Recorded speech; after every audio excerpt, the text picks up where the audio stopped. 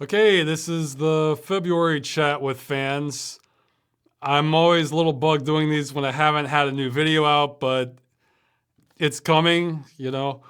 And the thing is, last time I said the odds are very high, so my probability. So obviously they're not.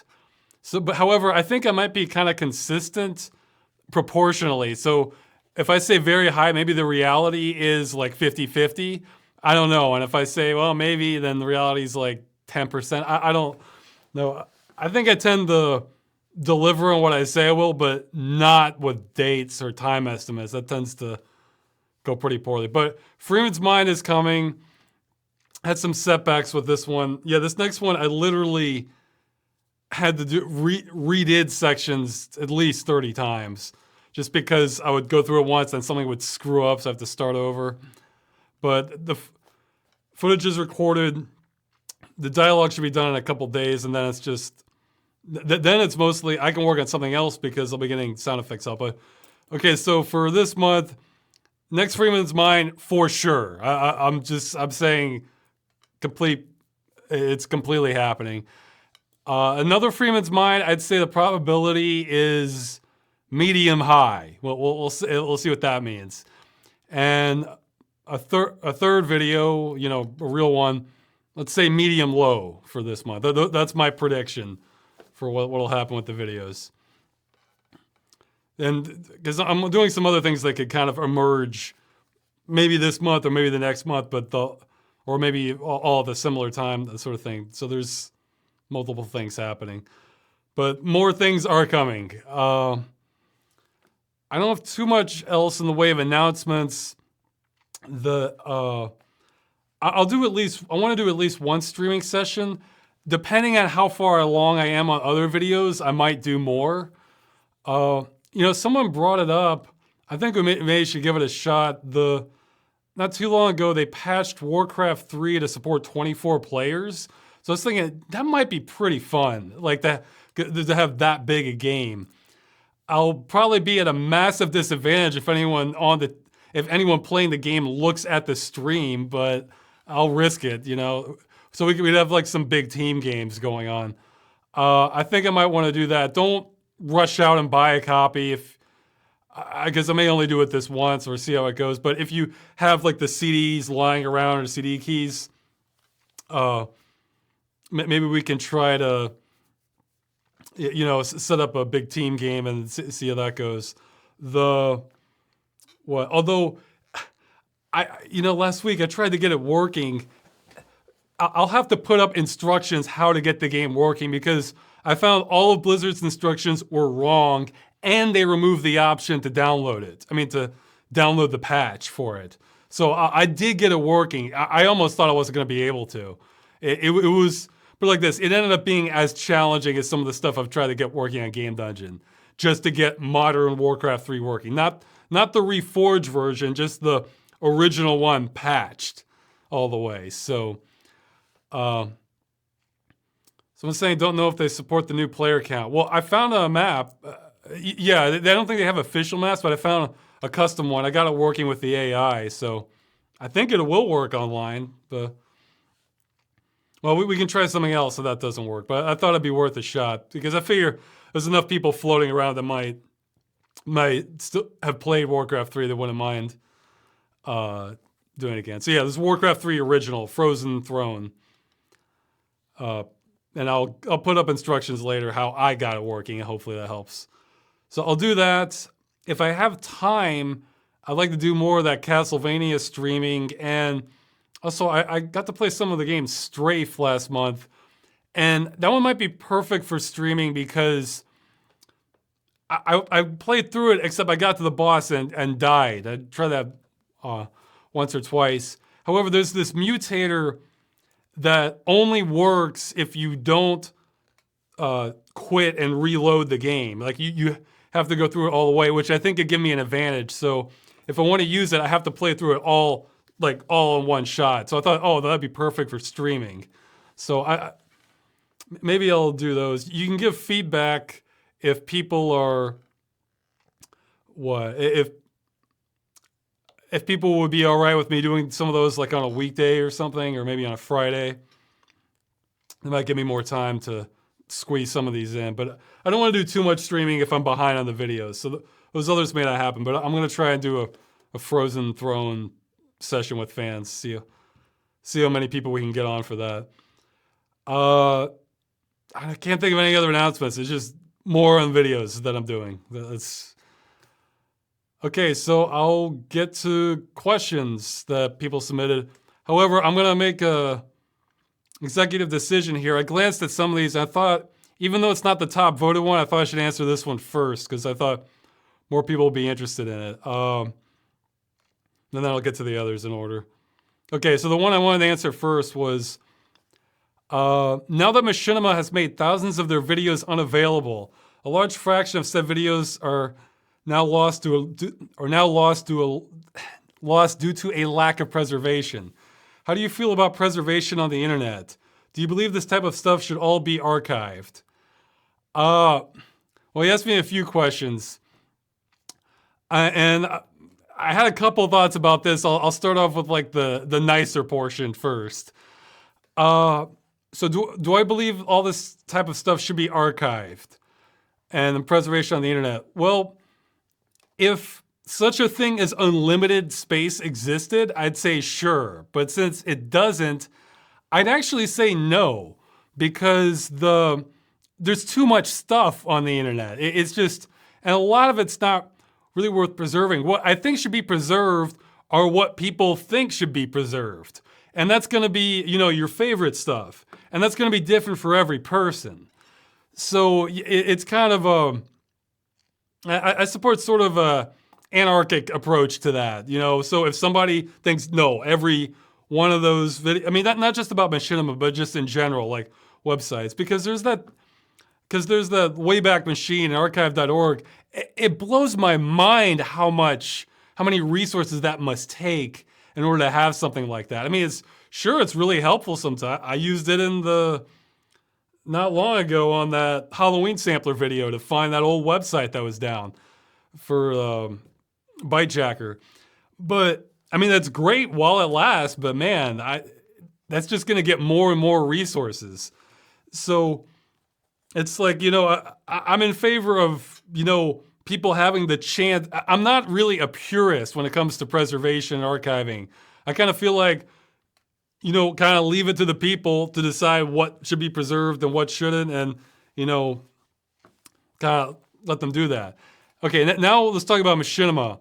So again, to be nice to them, the nice portion of this, I'll say that I don't necessarily blame them for taking down for just the act of taking down all their videos, that were on there, because I heard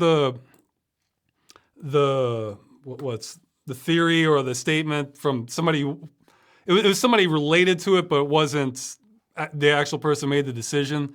I think they were speculating. It was somebody in the Fun House thing.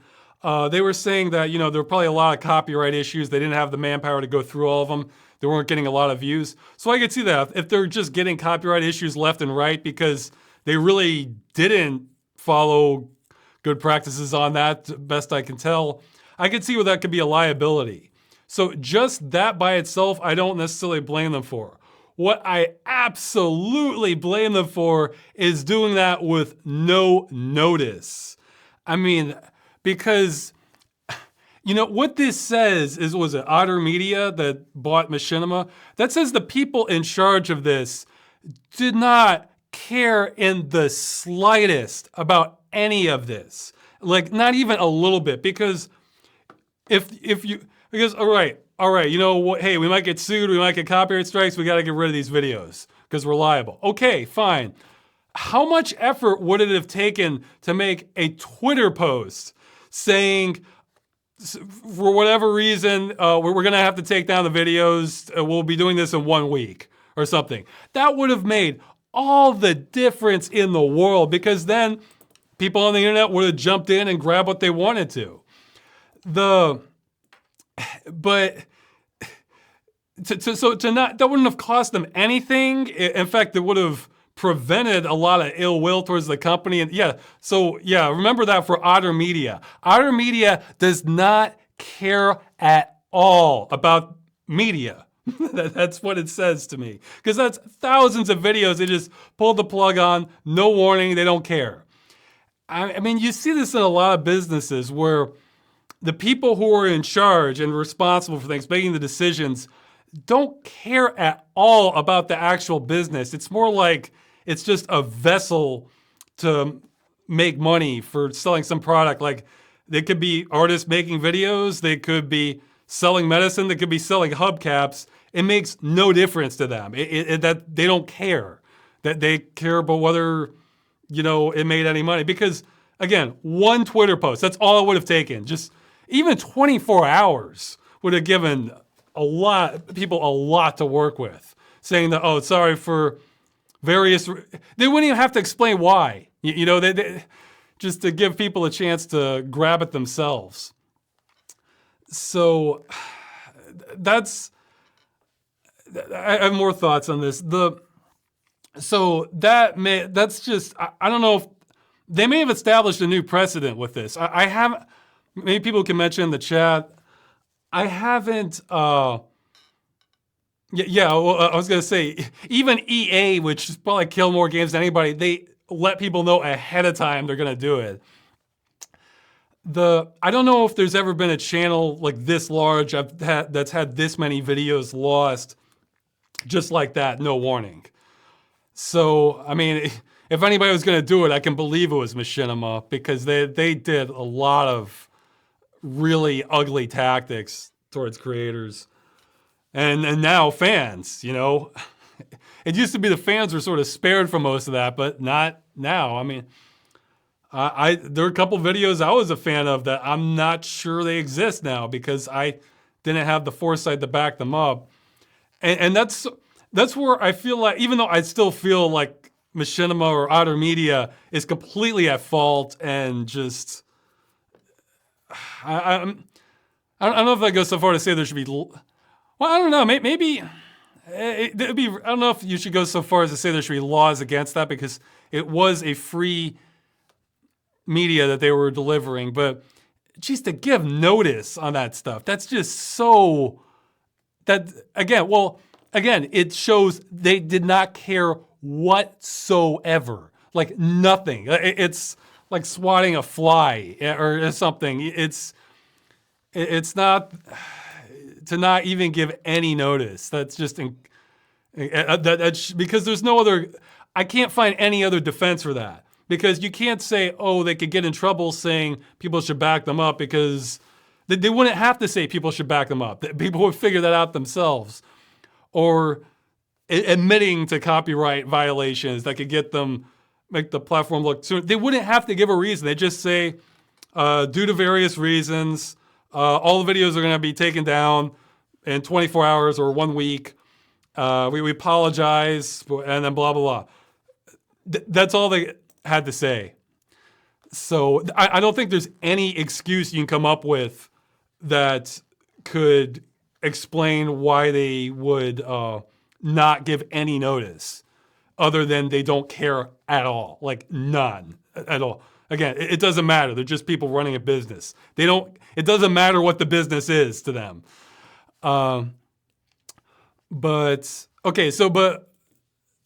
in light of that, I will say that the blame also comes back a little bit towards, I guess, all of us, where I admit I'm just as guilty of this.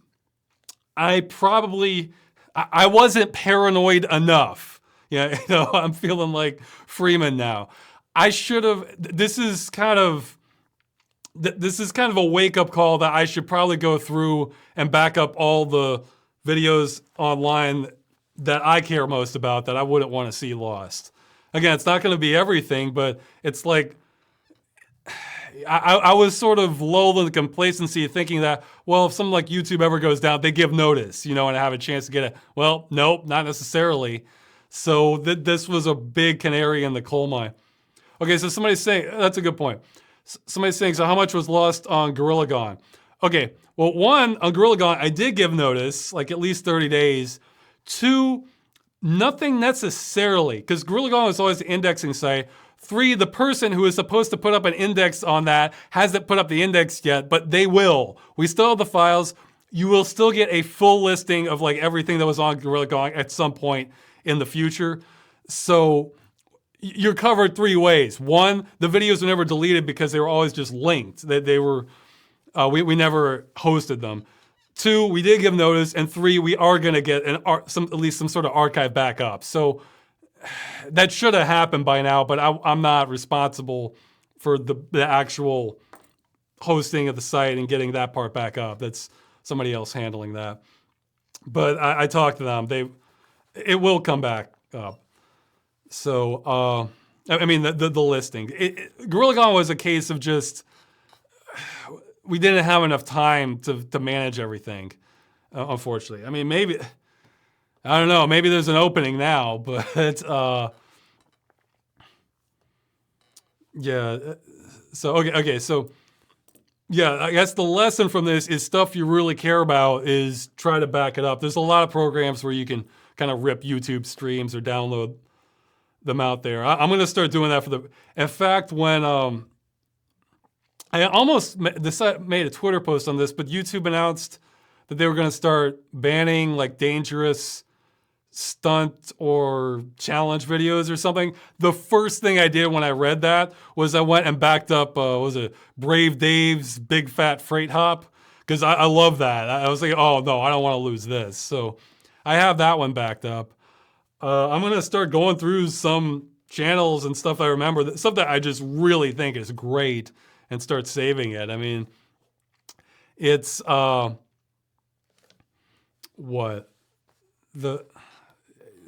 that sort of lesson is that even if Machinima had done that, we kind of need to get better about just backing stuff up. In fact, it's kind of waking me up to also, I've been meaning to do this for a while, but now I'm going to get on it sooner.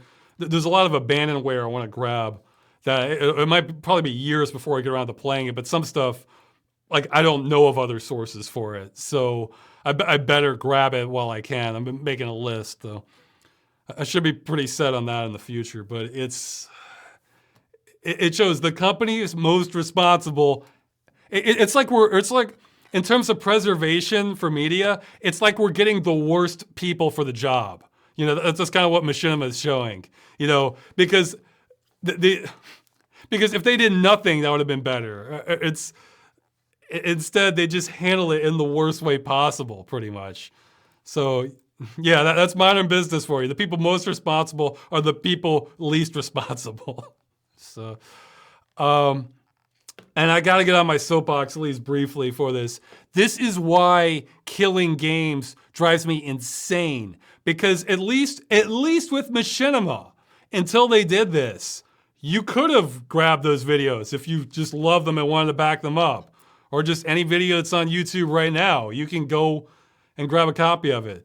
When you kill, the stuff I go crazy about with killing games is they're removing the option for people to do even that. So if you love a game, but say it's online only, has a server connection, doesn't matter if you paid money for it, you know, you're buying or you bought, you know, in-game transactions or something. When they shut it down, you have no option to run that game. See, that's what I think there should be laws against that when money starts becoming involved. Because that's even worse than what Machinima did, in a sense, when you do that. Because you have, again, even though I think Machinima is still very much at fault, I can't deny all those years I could have grabbed those videos if I had had the foresight to. So, whereas even if somebody wants to preserve a lot of games that are online only, they can't. And that really, I hate that. That's like it's still the number one issue I'm trying to stop in gaming. So I guess that's, yeah. So I'm in general, I'm not a purist with archiving, but I feel like anyone who really wants to back something up should be able to. So, and then they're sort of the preservers of history, depending on what they get. So, okay, so now I'll go back to the top voted questions. But yeah. Oh, wait. Yeah, okay. Something I was going to mention about Machinima. When I saw the news, yeah, they've also laid off like 80% of their workforce since they did that. So they're just a shell right now. But I noticed when there were reports, I have to mention this. When there were reports, on news sites saying that, Machinima had taken down all its videos, I won't say who because this might stir up trouble needlessly, although, I certainly could name them. One of the people that was quoted in some of the articles, not all of them, was the exact same person I was dealing with that tried to screw me on my contract. And they were shocked that Machinima took down the videos. Like, I recognize the name. It's like, they weren't the mastermind behind it, but they were like sort of the front line. They were the person basically lying to me about what I would get on my contract when they were telling me they had to renegotiate. And then when I got the contract, it's like, this doesn't have any of the stuff we agreed on. So I figure at best, this person was just sort of clueless and didn't really realize what they were trying to do to me. And at worst, they just sort of justified it to themselves that, like, they were just a soldier following orders. It's like, well, if we have a creator where they got to sign the contract, I'll just tell him he can have this stuff. He probably won't care that much about it. I figure that's the best case scenario. The worst or best case scenarios. He wasn't the mastermind writing these just incredibly draconian contracts. But I'm tempted to name him, but I don't know if that would lead to anything productive. If it would, then I would name him for certain. But he doesn't work at Machinima anymore, so yeah, he was sort of the front line dealing. It just blew my mind that the person who really was the front line for trying to screw me. But look like this. If I had just gone along with what he said, you wouldn't have Freeman's Mind right now. I might not even be able to make videos right now. Having to work another job that wouldn't have time. I'd probably still make a couple videos, but Game Dungeon might not have ever gotten off the ground or anything like that. So because I have the foresight for that and just didn't want to get screwed, then that's the only reason it exists.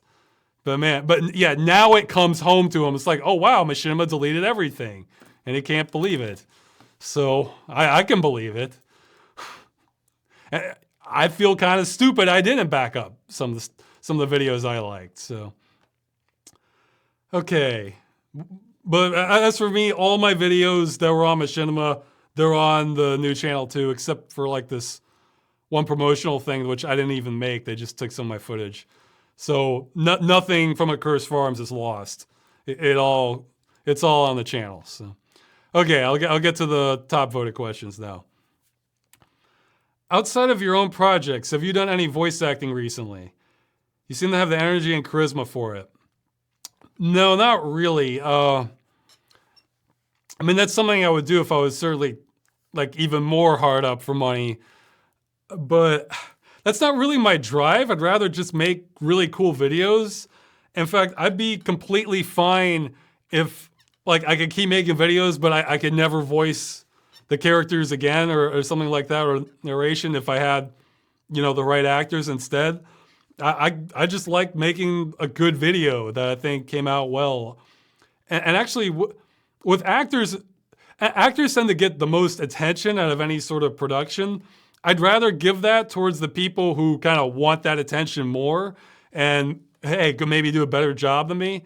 The reason I'm voicing so many of my own videos is because out of convenience, I'm always on call for my own videos. So, and I know I can push myself as hard as I need to for doing lines and redos and that sort of thing. But I would hope to eventually transition to kind of getting more actors involved, voice actors involved in original stuff. I imagine some of the fans probably see it differently. They'd rather, hear me and not other people, but I'm still doing Freeman. But like this, nobody's replacing me on Freeman's Mind or Game Dungeon anytime soon. So for other more creative videos, then I might try to take more of a back seat for those. So, no, yeah, I'd rather make videos. I don't. I mean, it's fun having like bit parts, having like just playing a brief character or something like that. But yeah, I'm happy to let somebody else handle those for other acting because hey, they might do a better job than me, and that's ultimately what I care about the most. It coming out as well as it can. Let's see. Did you ever replace those shoes from your Begathon video? Yes. In fact, I'm surprised this is this was almost, in terms of points, this was actually the top voted question. I don't know how Reddit does its point system. Let's see. What? Yeah, the shoes, actually, when my parents visited here when I was getting married, my dad has very similar feet sizes as me, so he just left me some running shoes he had, and they were the most comfortable shoes I had worn in years. I've learned my lesson. I can't buy shoes locally here. I've learned because, I mean, unless it's an emergency, because they just don't fit my feet. To give them credit, my feet are kind of weird. They're wide. They're sort of like they're a little bit like if you ran over them with a car, kind of more from the flat side. So I tend to need just wide stuff that it's like if something fits me, then there tends to be all this gap on the top. They're almost like elf shoes, but yeah, that was actually one of my Christmas presents was shoes that probably fit. So I should be good for a while. I'm also noticing that with pants here in Poland. Like this is weird because okay, I get that my feet aren't like the norm, right? But the legs, I mean, it's reasonably normal, I think. It seems like all pants here, when I'm shopping for pants, it's like they're either, if they fit my waist, then they're way too tight on my legs. And if they fit my legs, they're like clown pants. Just, they're so wide, you can hold them up with both hands. What I kept thinking was, the villain from Sonic the Hedgehog, Dr. Robotnik or Eggman, he would have no trouble shopping for pants here in Poland. Like that, he would have a wide variety of pants to choose from, and that would fit him great because he has like that round body and then like the twig legs. So that's. I don't think I'm the problem in this scenario. So yeah, Dr. Eggman would have. He could find pants that fits him for no problem. So. For feet, I'm the problem. Or I'm the mutant for feet. But for legs, I think I'm about normal. I mean, I run. That's about it. That's about it. So, let's see. What passions do you have outside of video games and filmmaking? Well, I guess passions are. I don't know. For me, that's like pretty strong because that's like more than interest. Passion is just like you have to do it. I mean, I really like music to some degree. I'm noticing, I think I must have an explorer gene or something because I'm noticing I have like a certain craving for that. Like since I moved here, I've checked out huge chunks of like the surrounding forest and roads and everything nearby me. I just sort of have this innate need to just sort of explore territory. That's actually one of the reasons I'm interested in VR is I think I can sort of feed that impulse. So yeah, I guess I like kind of exploring things. That's why I try to do like hikes and things like that. Let's see. This game's filmmaking. I guess I don't know if it's a passion. I tend to be drawn towards kind of just fun amusement rides and things like that. Well, I mean, like as a kid, you can go sledding and make ramps and things like that, or like amusement parks, going to rides like that. Like I never outgrew that. So yeah, I mentioned Carnival. I love carnivals and amusement parks and things like that. Let's see. Or passions. Like,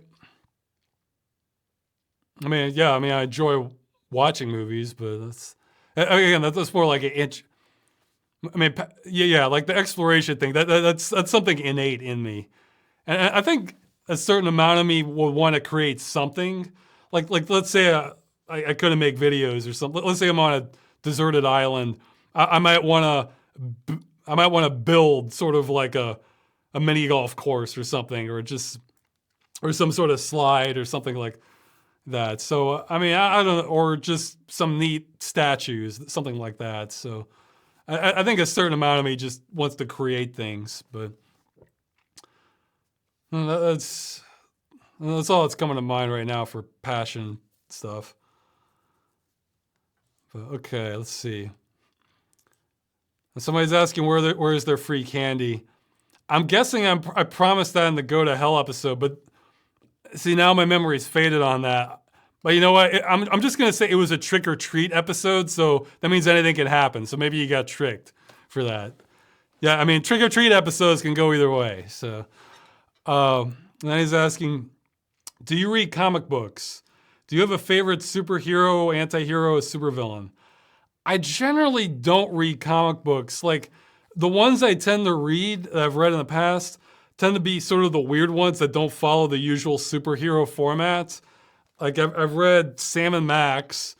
I've read Johnny the Homicidal Maniac. I've read a funny one that's called Bear. What was the name of it? Here, maybe I can get the author's name here. Bear comic. It was about like this sort of kind of classy teddy bear that apparently been in multiple historic wars, and he's sort of tormented by this psychotic cat. Let's see. Yeah, Jamie Smart is the person who created Bear. I definitely recommend that. So I read ones that tend to have like some humor to them. If anyone has recommendations after, and for people who don't know, the person who did Giant the Homicidal Maniac, John Vasquez, I don't know how to pronounce his name, but he also did Invader Zim. So that should give, except Johnny the Homicidal Maniac, sort of like a darker humor version of that sort of stuff.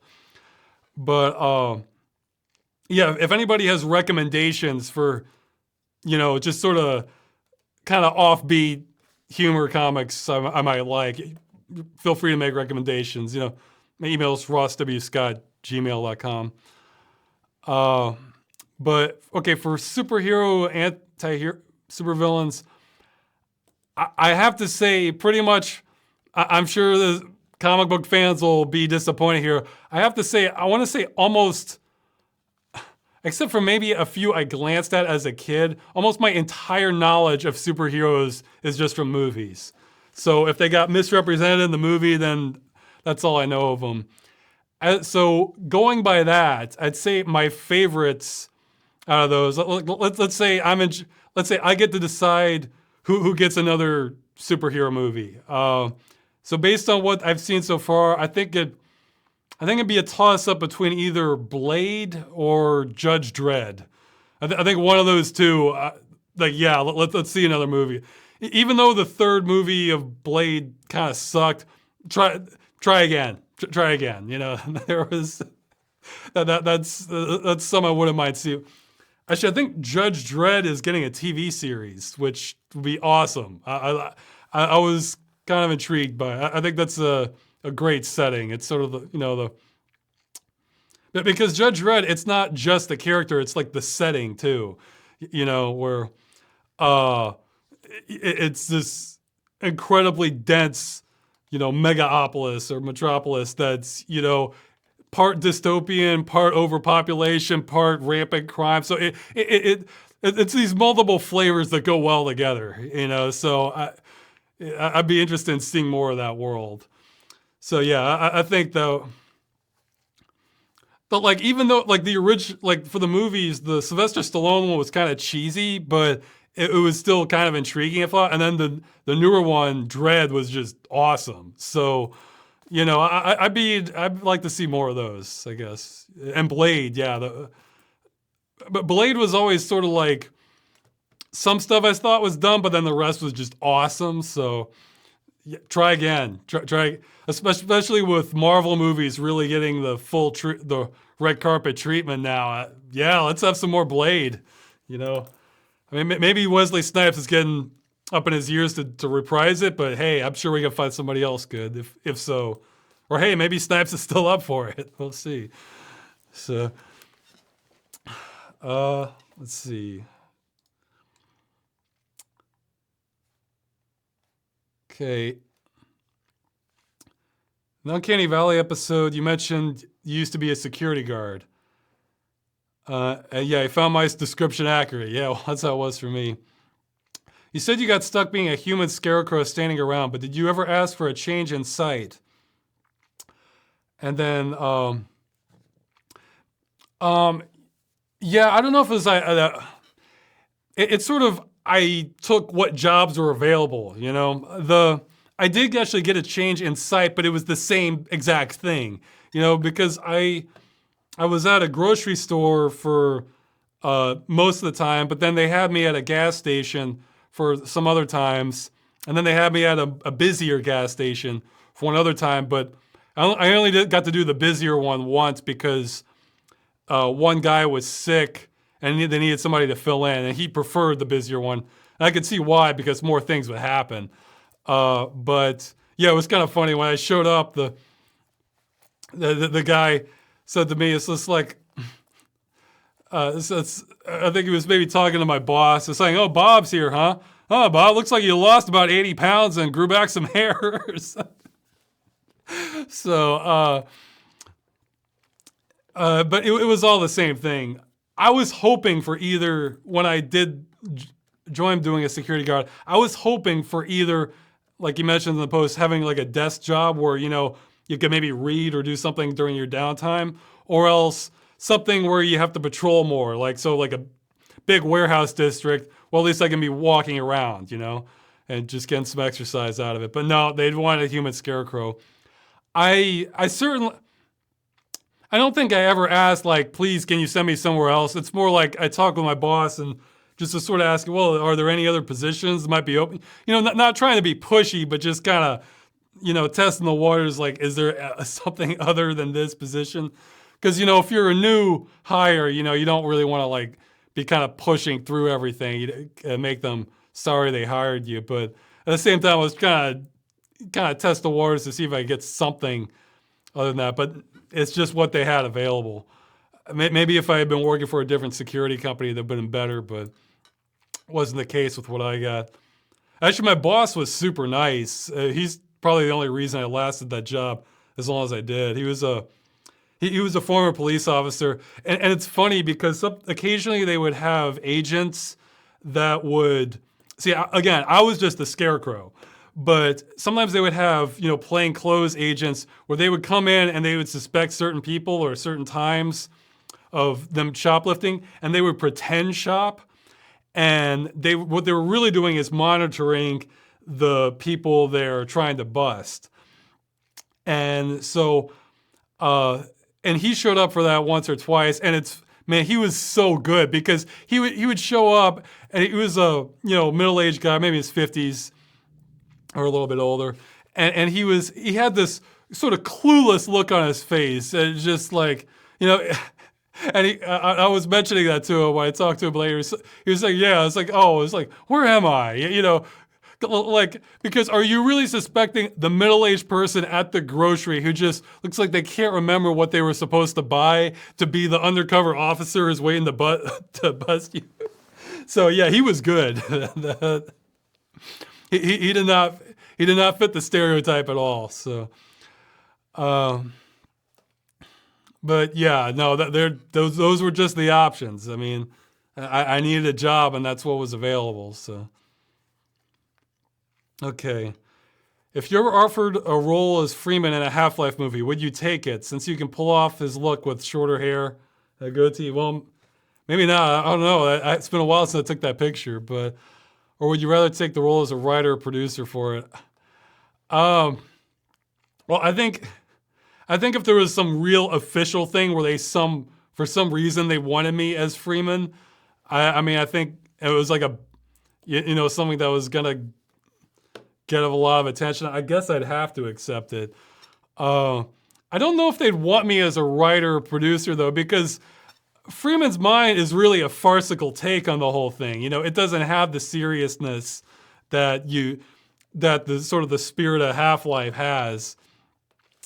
So it might be a mismatch to have somebody like me for that. I mean, yeah, if they wanted me to just be completely, I'm sure I could do a serious role. I mean, if I needed to, but I don't know if that'd be my strength. But well, it's acting. I mean, the acting.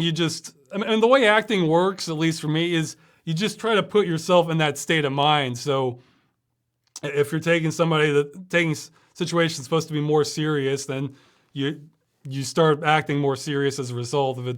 If you're playing somebody who's supposed to be kind of screwing with people, then it's more kind of playful, that sort of thing. So, yeah, I guess I mean, I guess I would, but they might be able to find better people for it, I guess. I'll keep doing Freeman's Mind, so. Next one is coming. It's different than the last one, but I think people will be happy. I mean, if you played the game, you know that the next section isn't like the most intense action section. So for those parts, I need to kind of fill in the dialogue more. So you'll get more wandering thoughts in the next one. Let's see. What game do you have the most mixed feelings for and why? Well, this is a case where it almost certainly has been covered on Game Dungeon. So here, let me. I have that love and hate award. So yeah, Quarantine will be on there because, damn, I love the setting for that one. And I had this big open world, but man, the gameplay was just wearing me down. I love to see Quarantine get a reboot. Okay, I'm just going to the website now to see what I've done in Game Dungeon. Well, actually, The Crew was really up there. Man, that one bugged me on multiple levels because it's like, man, no other game has like this kind of scale of the United States that you can just drive around in. And if they only had modding, you could just have so many more possibilities if you're just kind of an exploration freak like me and, would love to see kind of more different parts of America. But man, it's tied down with like the performance issues, and then they screwed with the lighting. I didn't mention that. I'll mention it in the follow-up. The original version of The Crew, I want to say the lighting was better, and you didn't have those puddles everywhere all the time, and then they changed it for Wild Run, and then overall, I think like some moments look better, but overall, I think it looks worse. So yeah, and then the night driving is screwed, and then it's an online-only game, so they're probably going to kill it at some point anyway. That one really gets mixed feelings on me with The Crew. That one's like just, it's real high on like what I like and what I hate about it. But let's see, I'm looking through what else. Because some games I like the Black Mirror, I liked that pretty much the whole way through, but then I thought the ending kind of let us down. So that's not as mixed, It's mostly good, and it's like, the ending kind of let us down. So, and there's something like A New Beginning. Well, that was kind of the plot had issues, but overall the game was fun enough to play. So there wasn't. What are some mixed feelings ones? Realms of the Haunting was weird. That's one that probably would bother me more if I wasn't using a walkthrough to get through the parts that make. Yeah, I mean, like that's another one that's like try again. That like the potential's there, but let's see. Yeah, some of them I feel like were just too far gone to give me mixed feelings, like The Chosen maybe.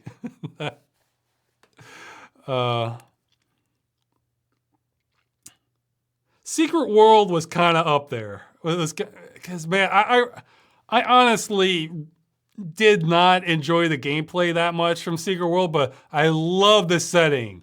The writing is a treat for the most part. So I mean, I love the atmosphere of that game. So it's yeah, some mixed feelings on that one. It's the gameplay. It's a slog for me, to be honest. In the Secret World, I don't. It's not the worst, but I'm not a big MMO person. So Uncanny Valley, I've sort of softened up on because I realize, looking back on it now, I did like it. I just wanted more. So. I think that might be it. Yeah, and Revenant was one of those where I enjoyed the first part, even though things were weird. And once we got to the mazes, yeah, that was enough. So I think that's it for the mixed one. So the crew, I'd say to a lesser extent, the Secret World, and now I forgot what the other one. Well, whatever. It's in the chat. I'll keep moving on. You don't need to watch the video watching me try to figure out what was just said in the video. I'm sure that gets frustrating for some people. So,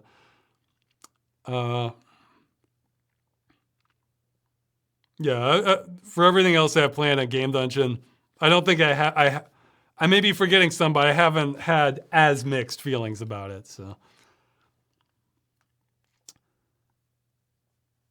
Okay, yeah, this is a Machinima question. I answered that.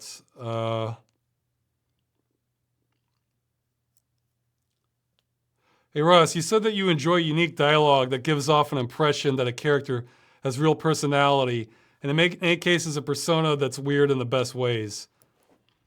That said, you and many others, including myself, find that the characters in Life is Strange come off as unrealistic and annoying. I'm curious how you would describe differentiating the line between the types of dialogue. I'm a little confused by the question. It's like differentiate.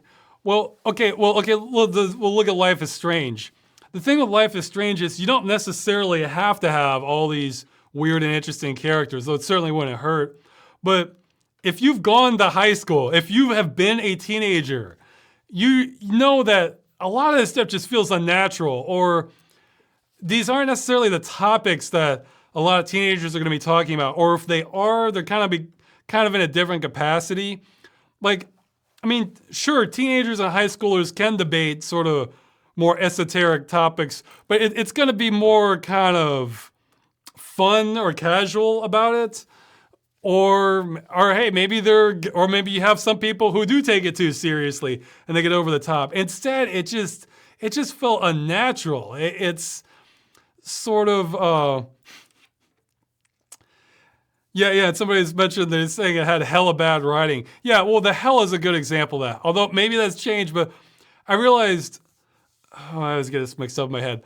I realized I've heard hella plenty of times, but it's usually as an adjective, like hella bad, or that's hella stupid, or or adverb, it's hella fast. But they were using you've got hella cash, or no, wait, okay. I always feel stupid with this. I know the difference, but I always get it mixed up in my head. It's basically okay. So yeah, I guess an adverb. So I guess I've heard it used as an adverb, and they're using it as an adjective. Maybe so that's yeah. So you don't say look at that hella dog, or that's yeah. So she's saying yeah, you've got hella cash. It's like you've got a hella lot of cash. You need the hella's before the adjective. So somebody's saying real teens swear more. Yeah, it depends on your clique. Some cliques aren't going to swear as much. And if you want to tone that down, you can find creative ways around that, even if that's a little less realistic. But it's like the topics and the way you talk about things. It just didn't feel right. Again, let's say okay, they want to, let's say one teen's really into the photography, and they start saying all this stuff about like the specific photographer. the other person's gonna just sort of engage, just like, yeah, well, I agree with this or whatever. It would just be sort of a banter level. Or if somebody's way too serious about it, the other person could be like, okay, whatever, man. You know, they're not gonna, it just felt so staged. I don't know. It was a combination of the topics they're talking about and the way they're talking about them. Because, you know, I mean, high school, you're gonna be talking about, at least from a male perspective, things you think are cool or interesting. You know, maybe relationship stuff, just what you saw on TV, or, you know, music you like, or just rumors. And I don't know. I mean, you can have like deeper conversations, yet deeper about other topics, but again, it's not gonna be taken so seriously, I don't think. Depending on the way it's doing. And the thing is, there's a generation gap. So of course there's gonna be variants across each thing, but there's gonna be some universal aspects too. So, and I felt like, no, they're just not hitting the mark here. So, oh yeah, that's, yeah, I'll mention that in the follow-up video. I realized that he was talking about Cannibal Holocaust. Like, man, yeah, like you're just gonna drop that casually for some, like, for some art student girl that doesn't have a tattoo on her face or something. Like, man, that's a good way to ensure you're never gonna get a date if bringing up Cannibal Holocaust to, like, that's not, I don't know. And the thing is, you can have lame conversations too that are realistic. In fact, I plan to have a future Game Dungeon that has some of that. So that's okay, but it's like, they just kept missing the mark, in my opinion. As for how I differentiate that, I don't know. It's sort of a case-by-case thing, because you have to look at the theme you're going for and like the kinds of characters you want, because it's not like everything has to have weird and goofy characters. You know, you can have writing that's serious, that's very good, and serious characters. But I guess this is something where I don't have easy answers, but it's easy to recognize if you're maybe on the right track or you're maybe not. Like one thing, and I'll just mention, I remember in the original Dragon Age, I found a lot of dialogue kind of wooden, but man, there was one character I wish there was more of, where it's right at the beginning, there's this guy screaming to the crowd, and he's getting everybody worked up, and he's saying like, and he's warning everybody the Darkspawn are coming, and then this woman's asking like, what about my children? And he's like, better that you slit their throats than let them be taken by the Darkspawn. Like, I was just thinking, man, this is great. I want more of this guy just scaring the hell out of everybody. And just like a complete, it's like, you know, maybe he has some points, but he's going about it in a way that, like, as an absolute fanatic that's like undermining his own stance. I was thinking, man, I want more flawed characters that are like really stirring the pot as far as causing controversy and stuff like that. And I don't think there was like any other character that really that I remember. Okay, you have Ogden. Ogden was all right. And then, well, of course, I love Simon Templeman as a voice actor. Templeman, I forget it, as a voice actor for Low Game. But I feel like a lot of others, it's like, we could use a little more personality. I don't know. But that was good. Yeah, see, somebody has a good comment here. I'm with you, Russ. I love chaos and stuff. Yeah, it can help. It can help. Okay, yeah, you should maybe ask somebody else how to have good writing for more serious and somber characters. That may not be the best. That's not as much my strength. I'm more the ones that are just kind of bringing the chaos. So I think that's better with that. Okay. I know. Oh, okay, no, I almost skipped one. I've always been curious if you have any genuine belief in the supernatural, paranormal, occult, etc. Since you often point this out as a possible option of just something strange, do you believe there are things like other dimensions or Lovecraftian horrors somewhere out there, or do you not believe in them at all? I'd say generally no. I haven't seen anything to make me to even suggest that there are. I mean, I guess the best I can give you is there could be aliens. There really could be. The universe is incredibly massive, so anything could happen along those lines. And as far, I don't think there's. I mean, it's the thing about that stuff is it's a really fun prospect for me, you know. Or the same thing like vampires or science fiction. It's a fun sort of escapist thing for me. But as far as genuine belief, I have not encountered anything to make me think that. I guess the other thing is the other thing I could say that yeah, we're not sure what's going on is, you know, we have some understanding of the known universe, but as far as we know, the universe is infinite. I mean, like, I guess what I mean is, say like all the matter and energy in the known universe is just, I mean, maybe scientists can tell me I'm wrong here, but, or astronomer, but like, let's say that's like a drop, that's represented by a drop. And then like, so this is all we can see. It's like this little drop here. But then let's say over here, there's other drops. Then there's like big blobs of other stuff that's just so, because when you think about infinity, it's like, that can kind of get a little mind-bending, you know?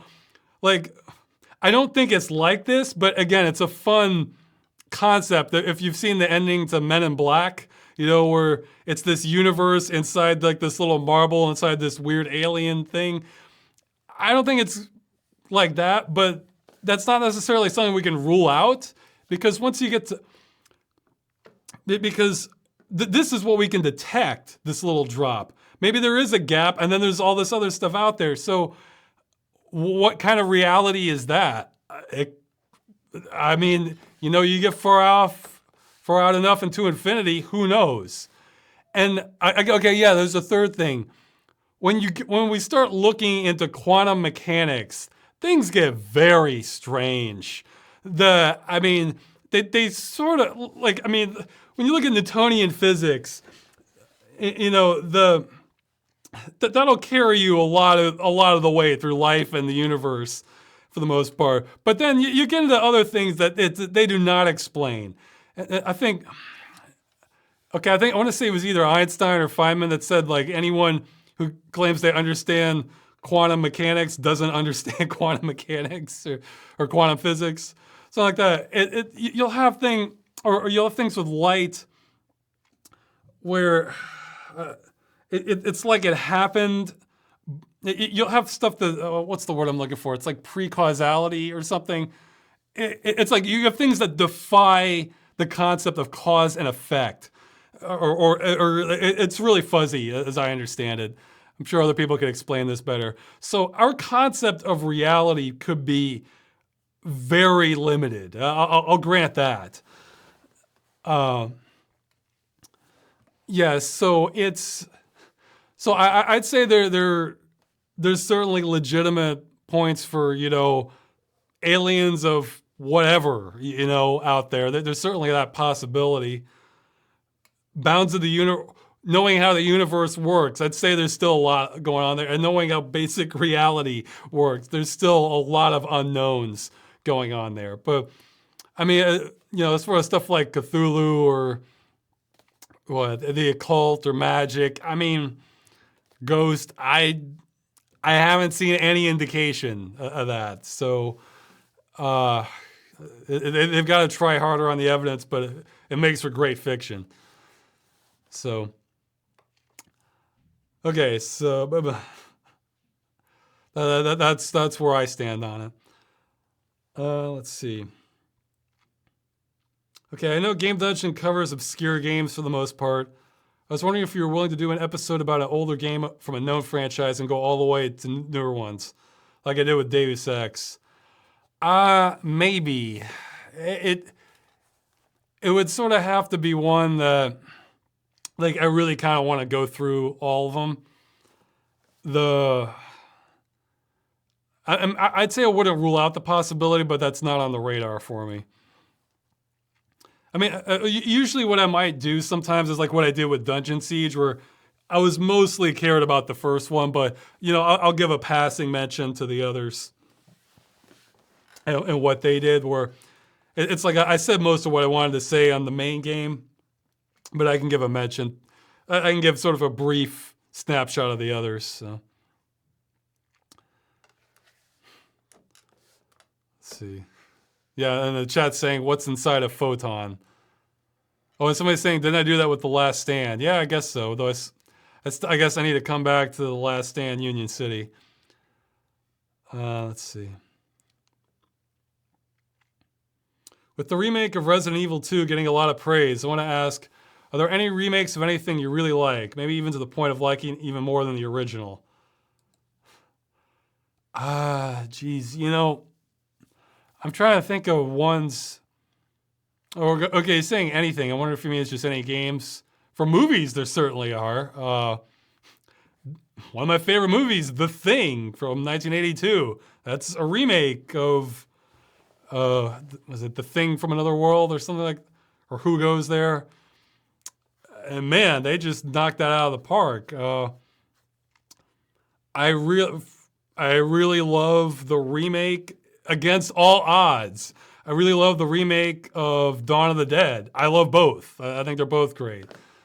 It's just they did a fantastic job. The Francis Ford Coppola version of Dracula, man, that one's that one, at least for like the first half, or maybe only the first third, it is incredible how close to the book that is. I mean, they added the part at the very beginning, and then they sort of changed it towards the end. But man, that first chunk after that, it's like you couldn't make it more faithful. I was just kind of blown away. I went back and read the book again later, and it's like it's identical. I mean, it's like wow. But I mean, plus the soundtrack to that is incredible, and the filmmaking. Oh yeah. Actually, somebody's mentioned that. Daniel's mentioning in the chat here the Mummy remake.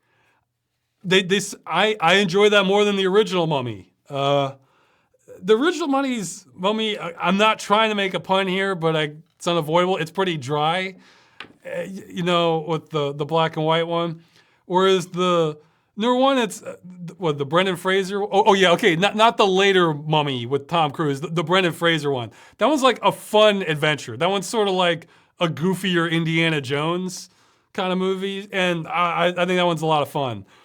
And I enjoyed that movie. That one was just an enjoyable movie for me. Yeah, no, not the newer of the that one's very forgettable. The newer one. Yeah. So now for games, I either haven't played enough remakes or what was remade just I didn't care enough. Like it was just enough of a graphical update, and it just didn't. I still need to play the Resident Evil remake, actually. And of course, the Resident Evil 2 Wonder how many of these are gonna do. So yeah, I mean, I've played Resident Evil 1 through 4. I still need to play Code Veronica and the ones that come after that. So, but I haven't played the Resident Evil remake or the newer one. So I may or may not play 5. I'll see. And I heard mixed things on 6. I heard 7's good. So, somebody's saying Resident Evil 3 remake is already being made. Okay. Well, we'll see. But Resident Evil 3, it almost felt like an expansion to 2. It's like, to me, it was okay. It was nice to have more. It was kind of more of the same, but that was enjoyable. But okay, what are some other remakes for games? Maybe the chat will think of some. Well, somebody's saying Lord of the Rings for remakes. Yeah, that's true. I guess they had the cartoon Lord of the Rings. So yeah, I mean that got pretty definitive for the Lord of the Rings movies. Okay.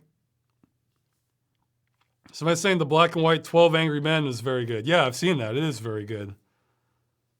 Okay, well, those aren't remakes. Well, I haven't seen the newer 12 Angry Men. What are some of the remakes I really like? I mean, they're rare. It's so rare that the remake's as good or better than the original. Oh, Scarface.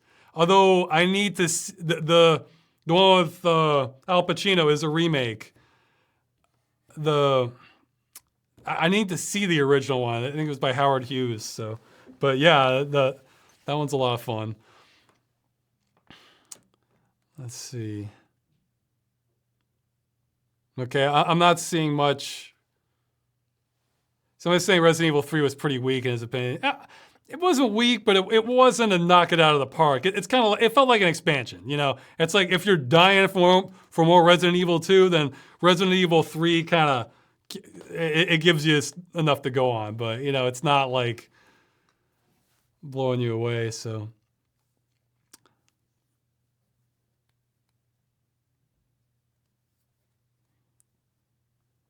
Oh, somebody's saying, what do you think of it?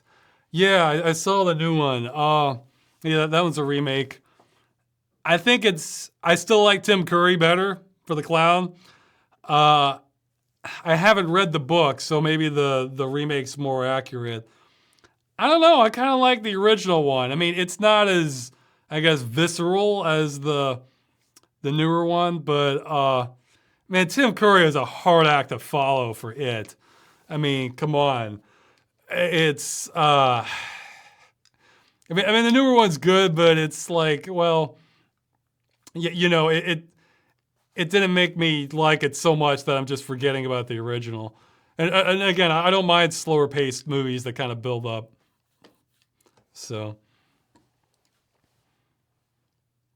but yeah, it was sort of like, I mean, it feels perfectly competent. I'll say that. Perfectly competent, the newer one. But I like the original one, and it didn't strike me as a movie that needed to be remade. So those are the best remakes, the ones that they had a good idea, but they didn't quite pull up.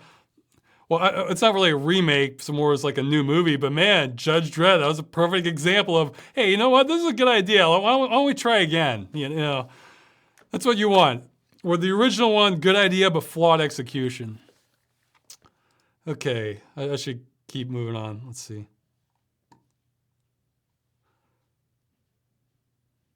Ross, when it comes to horror video games, what kind of enemy scares you the most? You know, I was thinking, again, I'm a bit hardened to this sort of stuff. Oh, I tripped out. I think my chair made a noise. I thought somebody was right next to me. Well, that ties in well with the topic. I think the last game that really just made me just jump, got me, was actually the original Resident Evil 2. And I mean, I guess it's a bit of a spoiler. And what the part that made me jump was you do a lot of backtracking in this game, especially at the police station. And I got through this hallway I cleared, and you normally will clear an area, and then sometimes a couple enemies will respawn, but then after you've gone through a couple times, it's pretty much secure unless there's like a big change. So I thought I've been through this hallway probably a dozen times. I thought it was secure. Then bam, these arms crashed through the window and grabbed me, and that just made me jump. Like it. So that's something that games can do that I don't think movies can, or it's much harder for movies, is you think, the game made you think that area is secure. Like you secured it. Like you should be good.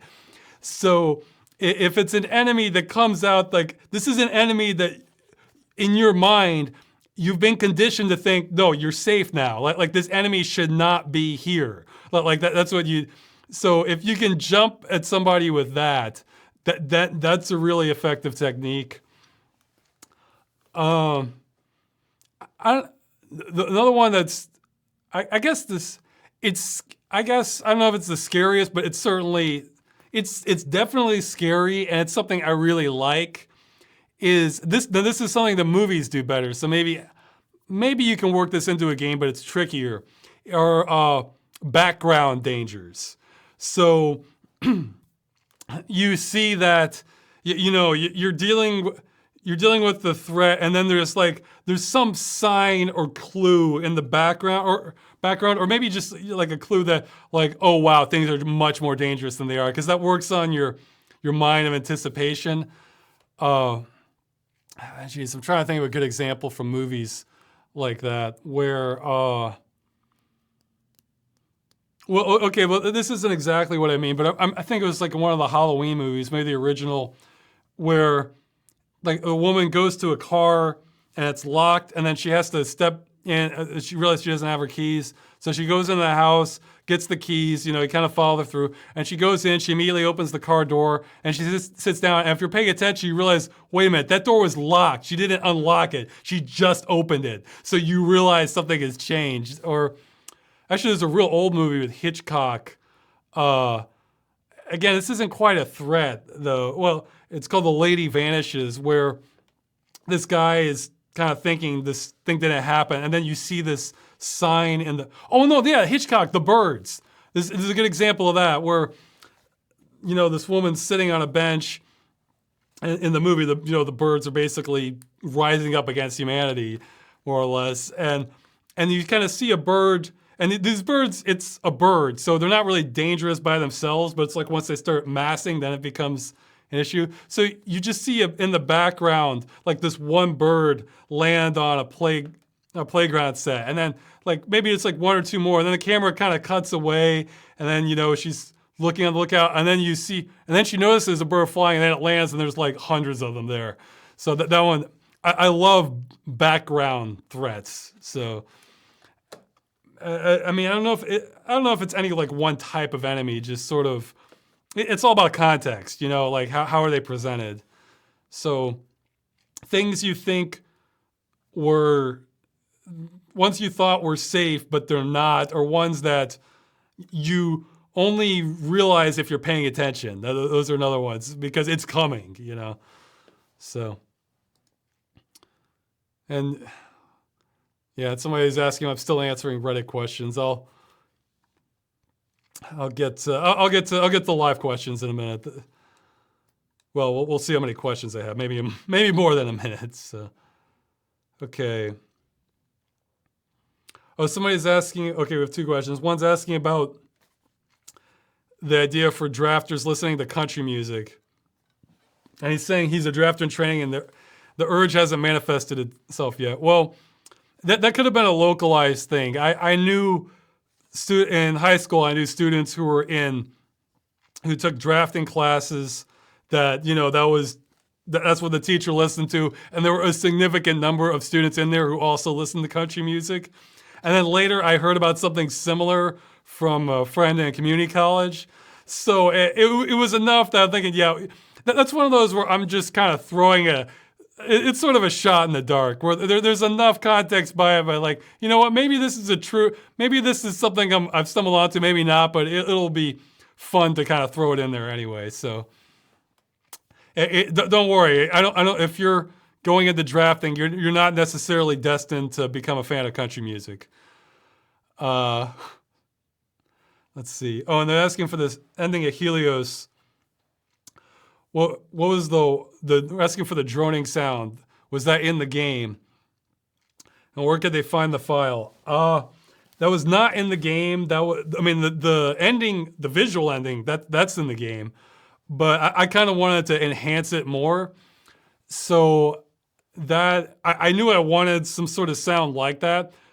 Otto Bjornberg, in the credits, he found that sound. So I can check. I may still have that sound isolated in the backup files, or maybe he has it or has it backed up, but he's the one who found it. I just kind of told him I wanted this sort of kind of like deep, sort of kind of almost like a Gregorian chant kind of thing, but weird. And no, that's right. He sent me a sampler pack. I think I picked that one out. So if I remember right. So, and yeah, that one sounded great. That was like exactly the mood I wanted for Helios. So. And so I was asking about the emails, the game that I'm sadly far behind on the emails. I'll try again this month. Sorry. That's why I do these video chats. This is like if there's a big enough issue, I figure it could come up here.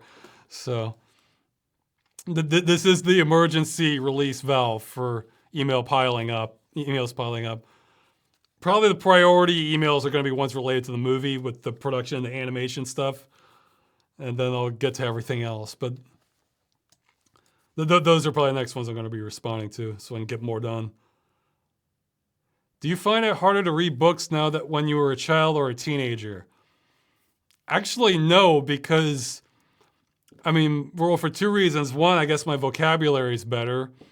And two, I get to pick more what I read. You know, where as you're a kid or a teenager, you're having to read about history you may not be that interested in, or I don't know, what are some other dry topics, or how chemical compounds interact with one another or something. So I guess there's that. Although I should say, for the record, I don't use much social media and I don't have a smartphone. So that may make a difference with my ability to read and concentrate.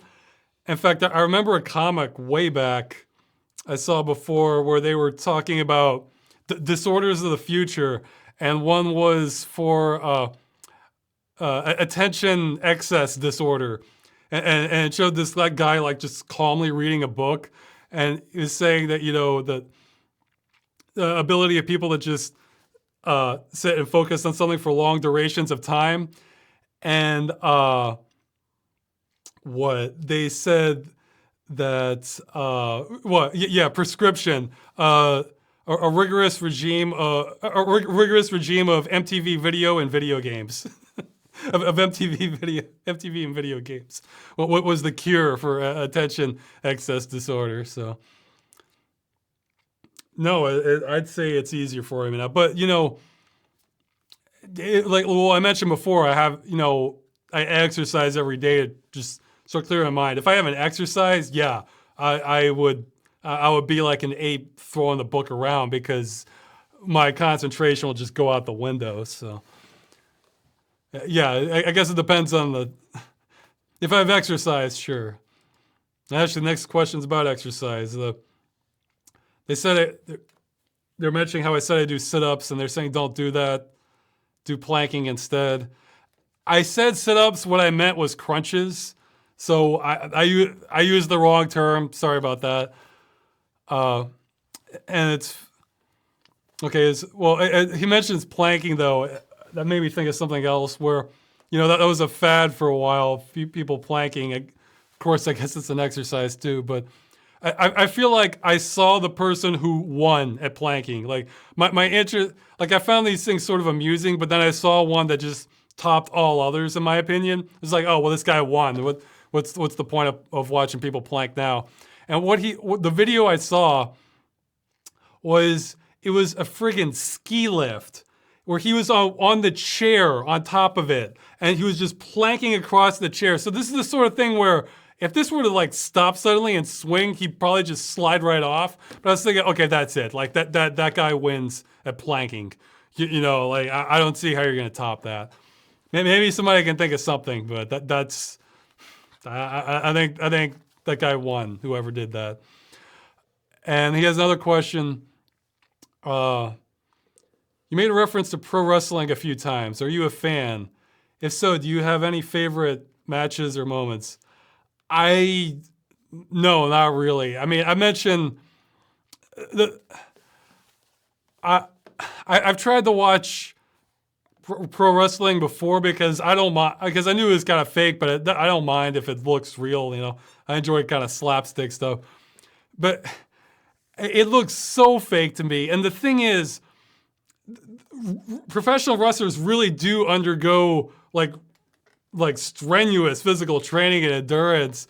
And I was thinking, in my mind, it's almost like professional wrestlers, in my mind, are like the opposite of what a good stuntman does. Because like a really good stuntman looks like they're getting hurt when they're not. Whereas professional wrestlers are getting hurt when it looks like they're not. Or like it looks so staged, even though they're undergoing. it just felt too fake to me. The reason I mention this is because some wrestlers are kind of cultural icons. Like I mentioned Hulk Hogan. I'm pretty sure I've seen more of Hulk Hogan as an actor in was it Suburban Commando than I've seen him in actual wrestling. And well, Jesse Ventura, he was also an actor and a governor. So he had a kind of a presence outside of wrestling too. So I usually, I'm aware of some wrestlers, but you could, like, if you were to name a bunch of modern wrestlers, I probably wouldn't recognize most of them. So, but if they've been in movies, then I might know them, that sort of thing. So I'm sorry to disappoint. I'm not a wrestling fan. It looked too fake for me, even though I realized how much they put themselves through. So, if you enjoy it, more power to you. I'm certainly not judging on it. It just wasn't my thing. Let's see. Ross, you seem to enjoy a wide variety of media, but was there ever a franchise you were absolutely crazy about? Well, in games, it's like, I think I learned after a while, it's like you never know what you're going to get because, like, I love Deus Ex, the sequel. Oh, okay, well, that's not as good. Supreme Commander, that was a great game. Oh, the sequel, oh, well, that's not as good. There's so many things like that. I'm not sure. I'm certain there's been series that have held up, release after release, but probably not series I was really into. I guess, geez, I'm trying to think of examples. Oh, somebody's mentioning Puzzle Agent. Well, I would love to see another Puzzle Agent, but there's only 2 games. I don't know if that really counts as a franchise. And ones I'm just crazy about. I don't know. I think I tend to gravitate more towards kind of new stuff, though I like the concept of it because it's more unknown to me. Whereas, like, for a franchise, you kind of know what to expect, so I just have to be absolutely in love with it, and it's getting a sequel, and I have faith in it. Like, man, I'm trying to think. Well, hey, I'm excited about the Judge Dredd TV series, if that's happening. I'm hopeful for that. I would love to see that. What are some other things? But yeah, games I'm absolutely crazy about. Man, it doesn't happen much. Now, again, probably the most anticipated game I'm looking forward towards right now will be the Cyberpunk one coming out. But just because I feel like, that's it's things colliding that I would have loved to seen happen, except now it's happening under like a full AAA production. So somebody's saying Ian Flux. Well, again, same thing. I love the series. The movie was like, well, okay, it's just too many things I like that end up just flopping. When I was younger, I still love it. But the Syphil and Ollie show, that was on MTV. In fact, they had an episode of that on Machinima later. I think someone did back that one up. I should grab a copy of that. That was a late night show on MTV hosted by sock puppets, and it was my kind of comedy. It got pretty strange. They would have interviews with, they go to hell to try to outrock Satan. They, have an interview with Mars, stuff like that. So, let's see. I'd have to think of more, but yeah, man, it's like such a high standard now for me to be absolutely crazy about something. But I'm very optimistic about Cyberpunk, so we'll see. Okay, I guess we're getting to the passable questions. Can we ask our moms so we can have a sleepover at your house? Don't think there's much room, man. And I think I'm kind of beyond that. Until we get to until we get to a civilization restructuring where things are kind of more pod-like. I don't think I'd say probably outgrown that level of thing, but we'll see. What game genre do you believe make the best Game Dungeon episodes? And he's saying he thinks that's graphic adventures, and he lists them because of that. Yeah, as probably because the ones that probably make the best episodes are ones where there's a lot to go on with the story rather than just me interpreting what's happening. I mean consistently. So, yeah, I still think graphic adventure games are the king as far as best average story out of any game genre. I mean, because, you'll have individual games that have good stories, but if you just look at the average, like, you pick one at random, will this one have a decent story? I think they're the king. So even against RPGs, I'm not sure what the next follow-up would be, but because, I mean, that's their whole strength, really, because the gameplay tends to be, it can vary a lot, but if you don't have a good story in a graphic adventure game, you don't have much. So yeah, that's okay. There have been a number of educational video games released over the past few decades. Do you think that video games have a real future in education, or these are just marketing gimmicks? Good question. I'd say if you did it right, yeah. But, there almost seems to be a big divide between games that are fun versus games that are really educational. And it's like you don't always have much of an overlap. Like, well, that's why even this, I'm probably the minority who's interested in it. But I mean, again, I'd love to see more of those educational modes, like they added, like the discovery mode they added for Assassin's Creed Origins. I'd love to see them go retroactively add those to the previous Assassin's Creed. I'd love that for like Assassin's Creed 3 and Rogue, for the Revolutionary War period, or the French and Indian War period, where you can kind of explore and go do stuff. But even that wouldn't be, that's kind of because I'm interested in that period and learning more about it. In order to really capture people, you'd have to have fun mechanics that are just directly tied into with the educational aspect of it. So, I mean, the potential's there for sure. I mean, look how much people grind in MMOs. What if part of that grind is learning things? And not all of it. Some of it's the exploration or the fighting enemies or, jumping or platforming or something. I think if you had the right designer, you could really make it happen. And then you'd have to market it correctly too, because you'd have to make sure there's an audience within the edge. You probably a significant number of your sales would have to be to schools. So, and whether the schools have the money for that, maybe they do, maybe they don't. So I don't know. I'd be pessimistic on it happening, but I think the potential's there for sure. Because look, you get a genius game designer, you could have a very fun educational game. I have no doubt about that. But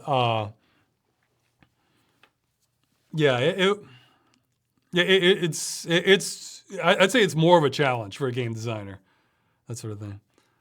Okay, keep going. Let's see. Ross, you mentioned you don't like Doom's level design. Would you consider playing some community-made Doom levels? I guess so. I guess the thing is with mods, they tend to fall on like if it was a total conversion, I might be more into it. I guess what is, like when I play a game, unless I am just in love with the gameplay, like I just can't get enough of it, then I tend to sort of like the game campaign experience, where you have a story, you progress through levels and things happen, or you make it to new areas, and then you like have a confrontation or a climax or something at the end, and you have a satisfying ending.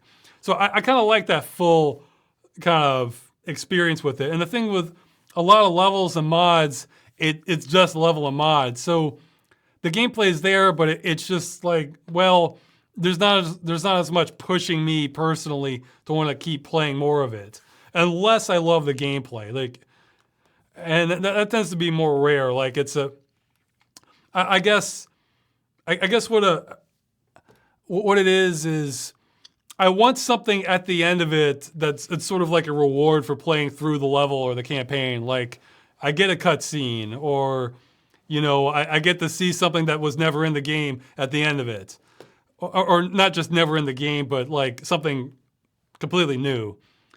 So. Oh, okay. Well, I just glanced at a question. I'll take it now. I still have more to go on Reddit, but I'll just get this one. If forced to pick, would you rather play The Chosen as the warrior or Armed and Delirious without hints? Well, no, the Chosen. It would be easier. it would be grindy, but I'm sure I could probably knock that out in a couple days if I had to. Whereas Armed and Delirious, that hints. No, I'm there forever. Okay, so let me get back to these submitted questions. But yeah, so a Doom Total Conversion has its own storyline. Yeah, I might play that, but would you consider doing an audiobook, audio drama? I would as a job. I'd rather work on other things though. Are there any projects or video ideas you've had that will never get done, but you want us to know about it anyway? Well, I'm trying to think if there's some civil protect. I don't know. I haven't ruled out most. So a lot of civil protection stuff could still happen. And no, I don't, because I had an idea for an awesome civil protection episode, like a really good one, but it mimics a lot of what I'm doing in the movie. So, I mean, it's a different scenario, but I'm kind of cannibalizing my own work a bit. So and that might get made, but then I have to change more things so that it's more original. So I don't know. So ones that I know aren't going to get made. I think I want. Well, I'll just say this though. The stuff, I feel like there is something, but I'm forgetting it. The stuff I'm pretty sure isn't going to get made is not the best stuff. So I'll leave it at that. All the best stuff, by no means have I given up on. So it's more kind of casual. Oh, this might be fun kind of stuff that I may give up on. Just sort of cut. So yeah, none of my best ideas I'm ruling out. I'm scrapping.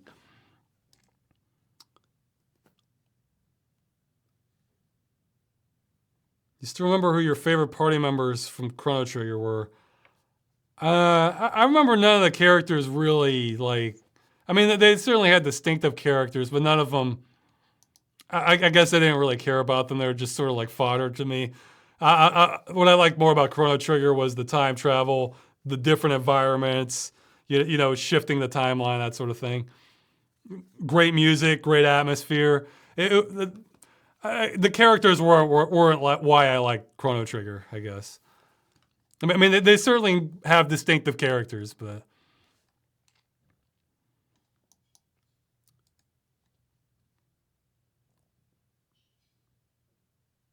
Okay, if I fall into a time portal that sends me back to 2007 right before making Freeman's Mind, aside from not partnering or breaking off the Machinima, what would you do different video-wise? Would you still make Freeman's Mind or maybe pick a different game for it? We start with Game Dungeon instead. You find a different job. I think I certainly would start Game Dungeon sooner. It's weird. I've had incredible dumb luck with all this because when I did the Machinima contract, that was the only way to do video game content and not be like in the line of fire for copyright violations. See, I mean, now looking back, now the odds are probably pretty low, but there was no guarantee you couldn't just be sued back then if you just released something on YouTube like that. So Machinima was the only way to get your video out then and have it be seen by people. So it was kind of like release under Machinima or don't have an audience. I mean, Red versus Blue managed to sort of, they were sort of an exception that they were able to get away from that. Well, no, I think even they released under Machinima, so, but they were able to break off of that sooner. I don't know, I might try to get more help sooner. I had done civil protection by then. I was doing that. I don't know, I was more interested in civil protection back then. See, it's like, I kind of want to do more stuff like civil protection or more original things anyway.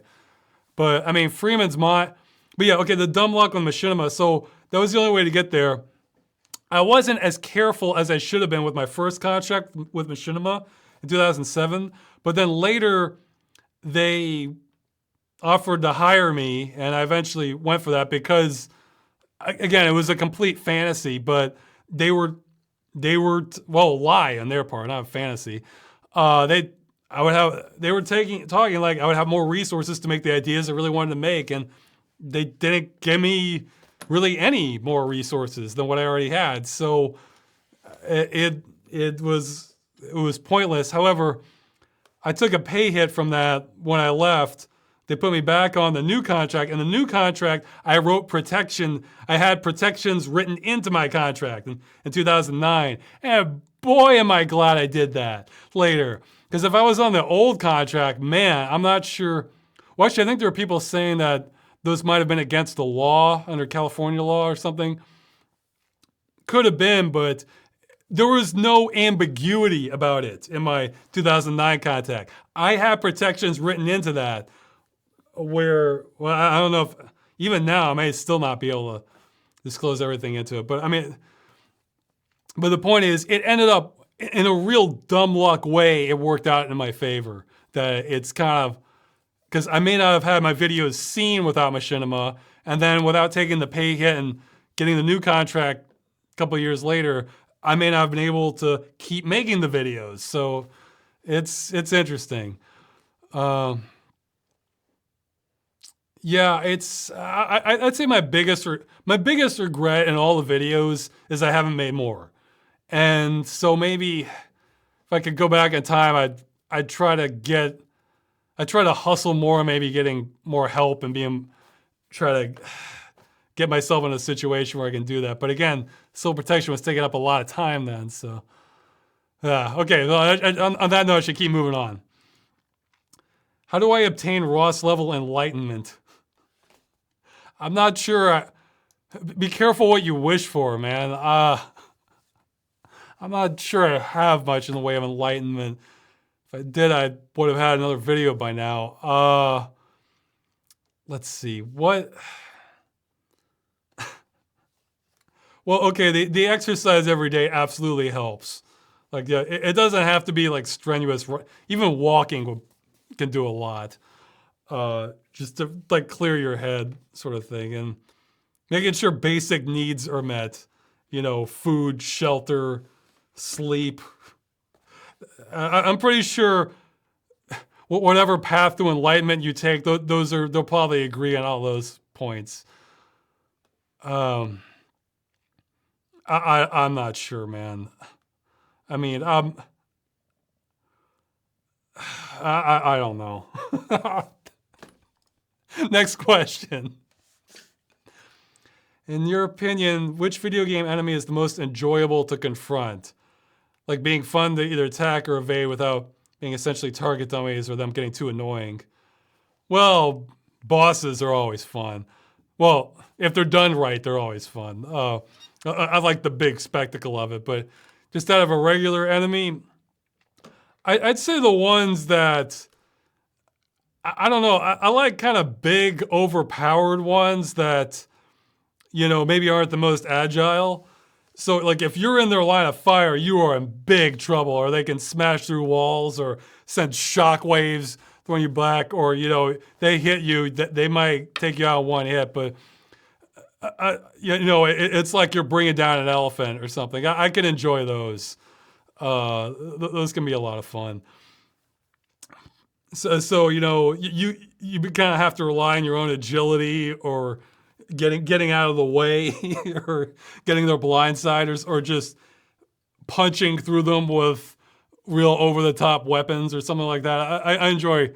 I think those. I tend to enjoy those more. But it's good to have your fodder in those kinds of games to give them more emphasis, because you don't want just enemies like that. You want them to stand out, I guess. So,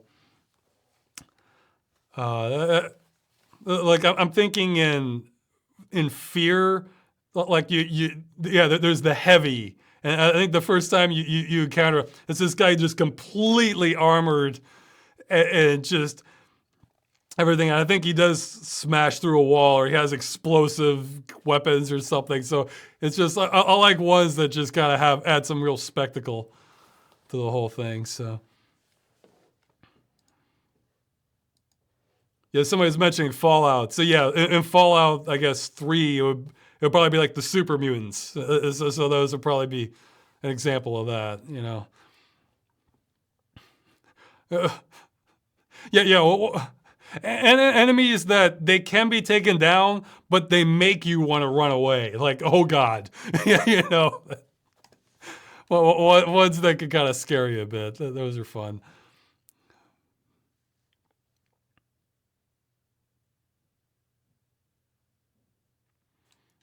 Okay, somebody's confused about the timeline.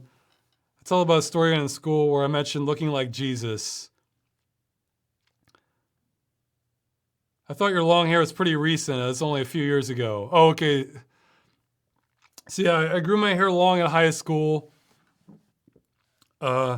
Later in college, and then later, once I was drifting towards a criminal justice career, I cut it for that. And then I still had it short for the security job. And then once it looked like I was going to be able to make a living not doing hell jobs, then I kind of grew it out again. So, and then I had kind of normal shorter hair prior to high school. So, okay. I don't have any particular. This question's asking about thrash metal. I don't have any particular insights. I have to catch up on a lot of music.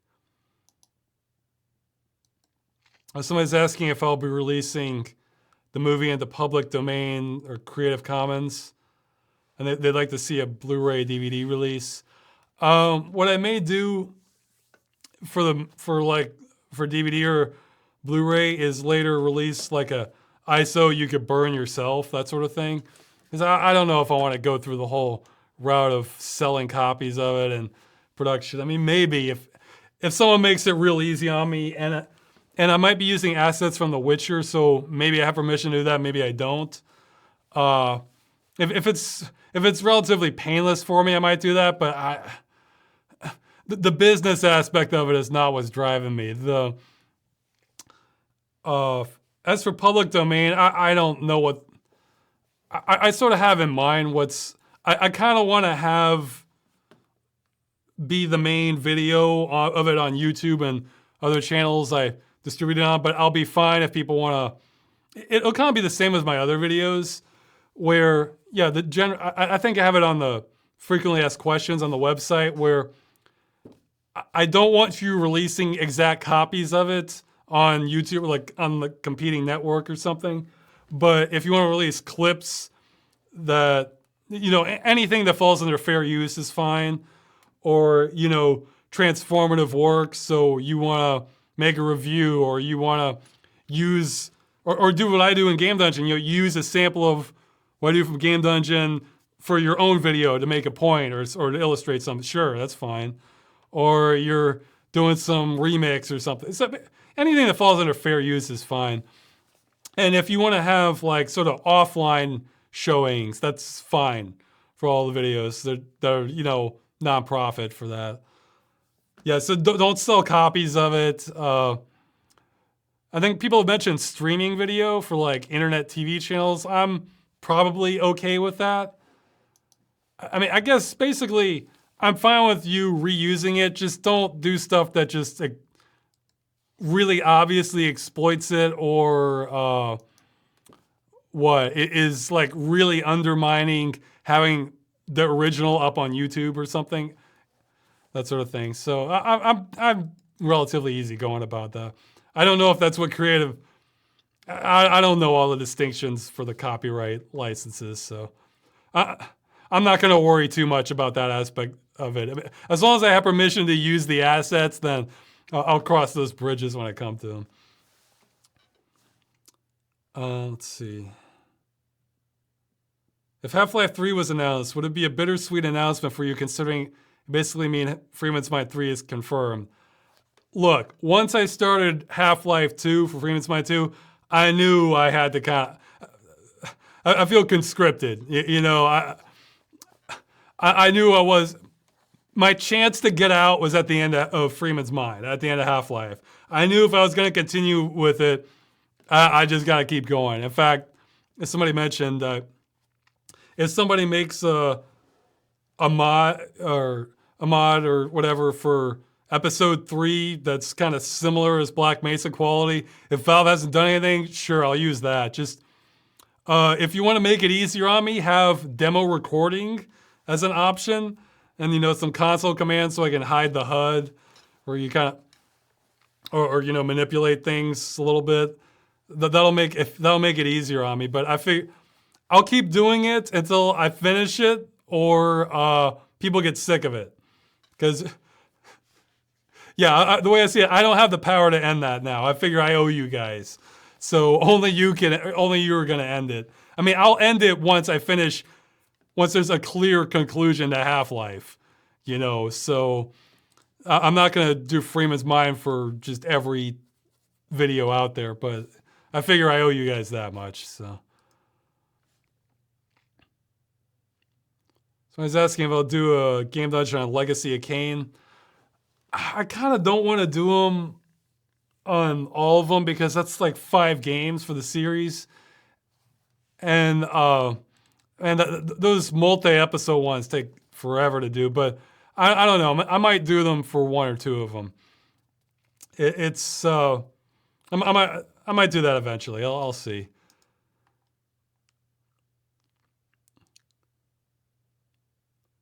Have you seen the trailer for the game The Last Night? It has pixel art mixed with 3D background environments. Yeah, I think maybe I did see that, or saw screenshots of it. And modern lighting. I was wondering what your thoughts are on this style. It was kind of weird, but I didn't mind too much. I guess that's if it's what I'm thinking of. So yeah. Okay, they're asking about sous vide, or maybe I'm mispronouncing that. It's some sort of cooking thing. I don't know. I don't know anything about it. Okay, more about food. Okay, so we're getting down to the skip questions, I think. Ask me about love of cookies. Do you have a favorite recipe? You know, it's less about loving cookies and it's more about addiction to cookies. I like mint chocolate chip a lot. Let's see. You know, it's like chocolate chip just with mint extract. What kind of movies do you like? I feel like you would be into psychedelic, surreal horror films like Mandy.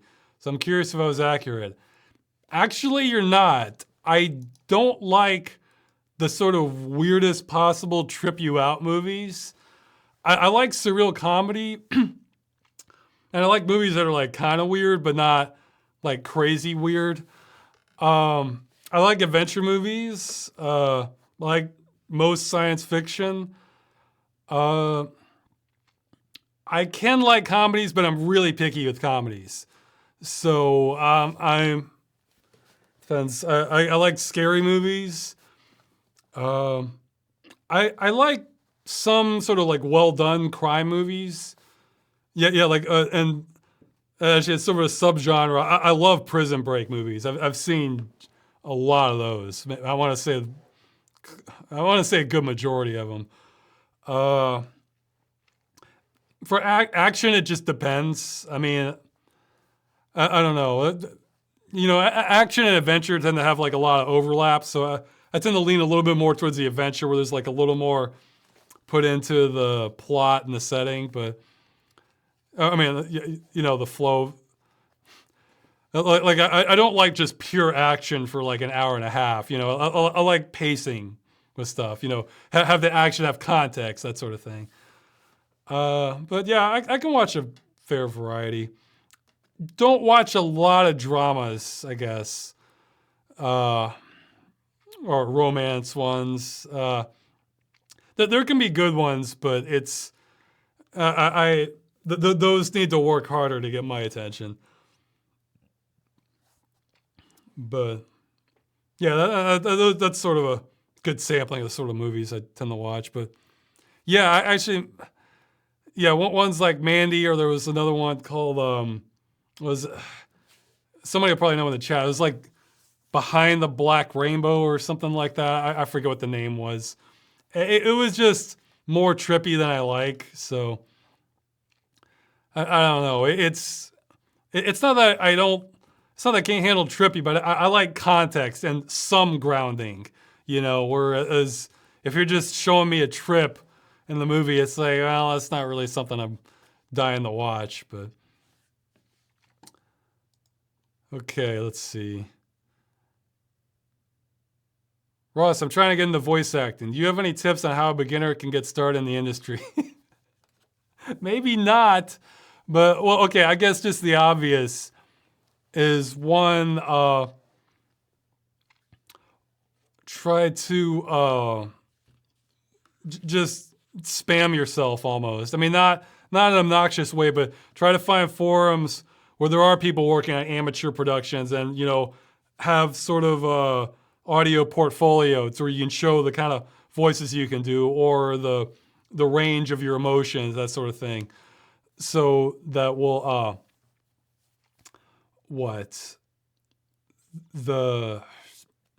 basically try to present yourself in a way that if somebody is looking for a voice actor, they might be interested in you, because you could probably just put up a YouTube video up of it, have an easy link, and then just this is what I would do. This may not be the best method. It could have evolved more to needing more social media connections, that sort of thing. But I would just go to forums where there's any sort of just amateur, it could be animation. If there's still a place for amateur machinima centralized, I'm not sure where that would be now. But yeah, animated videos are easy, or mods. If people are working on game mods, they want some voice actors, you can put your portfolio up in there. They usually have sections for that. Or just indie games in general. I think like IndieDB, or just things in like the Unity forums or Unreal forums. I think they might have sections for talent, for voice talent, that sort of thing. Just try to find anything relevant that you feel like, hey, they might want me as a voice actor. Put a post there, and have it real easy so they can see what they're getting, from your sort of online portfolio. And that's how I would go about it if I was trying to get voice acting jobs. And yeah, be prepared to do a lot of pro bono, I guess, to do a lot of stuff for free, because a lot of these amateur things, it's unfortunately, voice acting is probably going to be one of the most competitive aspects, where there's just loads of people want to do voice acting. Whereas if you're offering to rig models, then yeah, you'll probably be or do some engine coding. Yeah, you'll probably be much more in demand than for voice acting.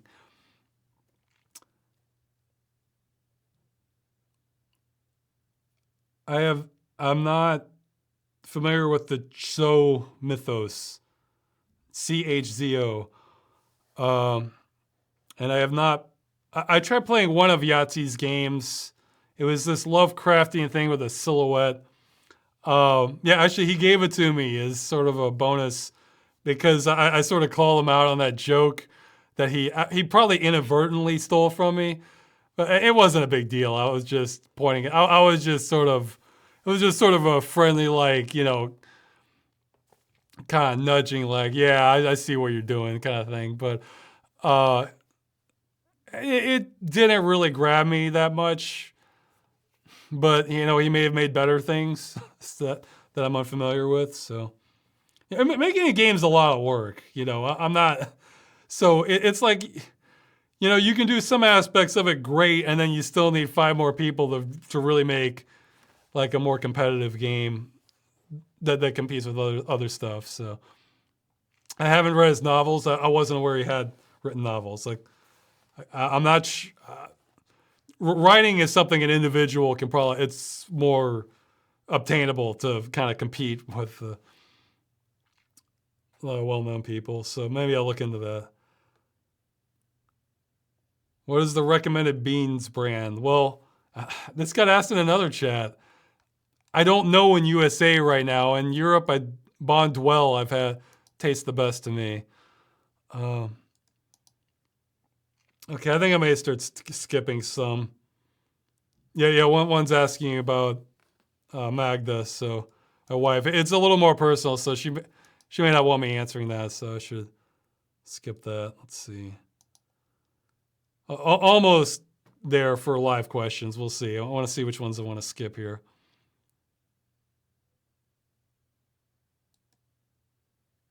Oh God. Well, this is a good question. I don't know if any people want me to answer this now. When I'm saying that, yeah, in 2015, I said like Source Filmmaker, it was almost like a yin-yang relationship towards Source SDK. Like if one was good at one thing, they're bad at another. They're asking what these differences are. Geez, I made a list in one email. Here, I'm gonna check my email. Maybe I can check buzzwords. Maybe that'll be easier than try to. I remember at,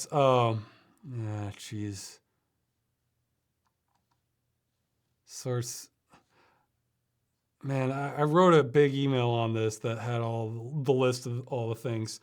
Well, one I remember is one that drove me crazy was in Source Filmmaker. Okay, so this is from 2015, so maybe it's better now, but I kind of don't even want to check.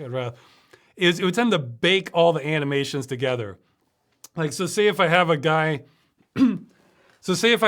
running and I want him to look at something and like wave his hand, but then I look at it and I realize, you know what, he's waving his hand too fast, or I need to slow that down or change how fast he looks at something. Or let's say he's running and waving and I want to slow that down. Well, in Source Filmmaker, you can't really do that separately because it's kind of baked into it just kept baking the animations together. So if I'm slowing down his arm, I'm slowing down kind of either the whole running animation or just the arm aspect that includes the sort of natural jostling of your running. It's hard to explain. Whereas in Source Filmmaker, I just like, sure, I changed that individual aspect. Not in Source Filmmaker, in Source SDK under FacePoser. I can just change that individually. It's like nothing. And it's like constant, like it gave me this feeling like, it almost felt like the mantra of Source Filmmaker was do it right the first time, every time. And that's what it felt like. I mean, you could undo things, but like, let's say you save it and then you close it and you come back to it. That's it. All that's what you have is what you're left with is all you have. Whereas, oh yeah, like, okay, so they're running and let's say, oh, you know what? He's waving his arm too late. I want to change that so that happens 2 seconds later. Well, I basically need to redo the whole animation. I need to have the running animation again and then redo the waving animation, set it up again 2 seconds later. Whereas in FacePoser, I would literally just go, okay, 2 seconds later, that's it. And it's just, it kept baking it together. I hated that. It's so, I mean, if you're perfect the first time, there's no problem. But if you're not and need to make a lot of adjustments, it would just end up being hell. What I mean by baking the animation together is like those would be separate instructions on FacePoser, whereas on Source Filmmaker, it's like, no, whatever the animation is doing, I mean, it would track the different joints, what they would do, but that's all that's there. There's no other information. There's no other extra layer of information. So, and like at the time, it didn't have physics, whereas, I could just throw ragdolls around. I think someone may have found a way to hack that into it. You didn't have universal shadows where, like, let's say you have a map that, yeah, like they didn't have, yeah, like I remember outdoor shadows were an issue where, like in Source SDK, if I have a character walking and the map has shadow data, well, then it would just pick that up. Whereas I have to set up like a separate lights. It wouldn't take that from a map in Source Filmmaker. Whereas I have to set up a separate light source and making that appear, like let's say it's broad daylight and I want them to have a shadow. That's kind of, I remember that being like a taller order in Source Filmmaker. Well, the camera controls are much better in Source Filmmaker than Source SD. Yeah, demo smoother is hell on Source SDK. That a lot of dead reckoning and trial and error. I hated that. Oh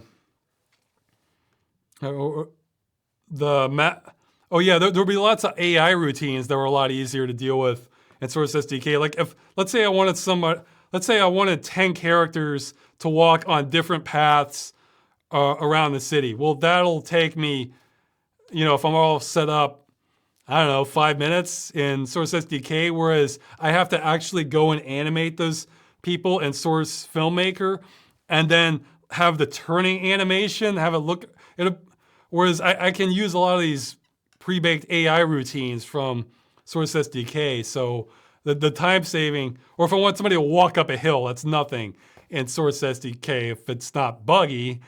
But in Source Filmmaker, you have to have like their feet, conform to the slope. And again, some of this stuff may be addressed, some of them may not have been. So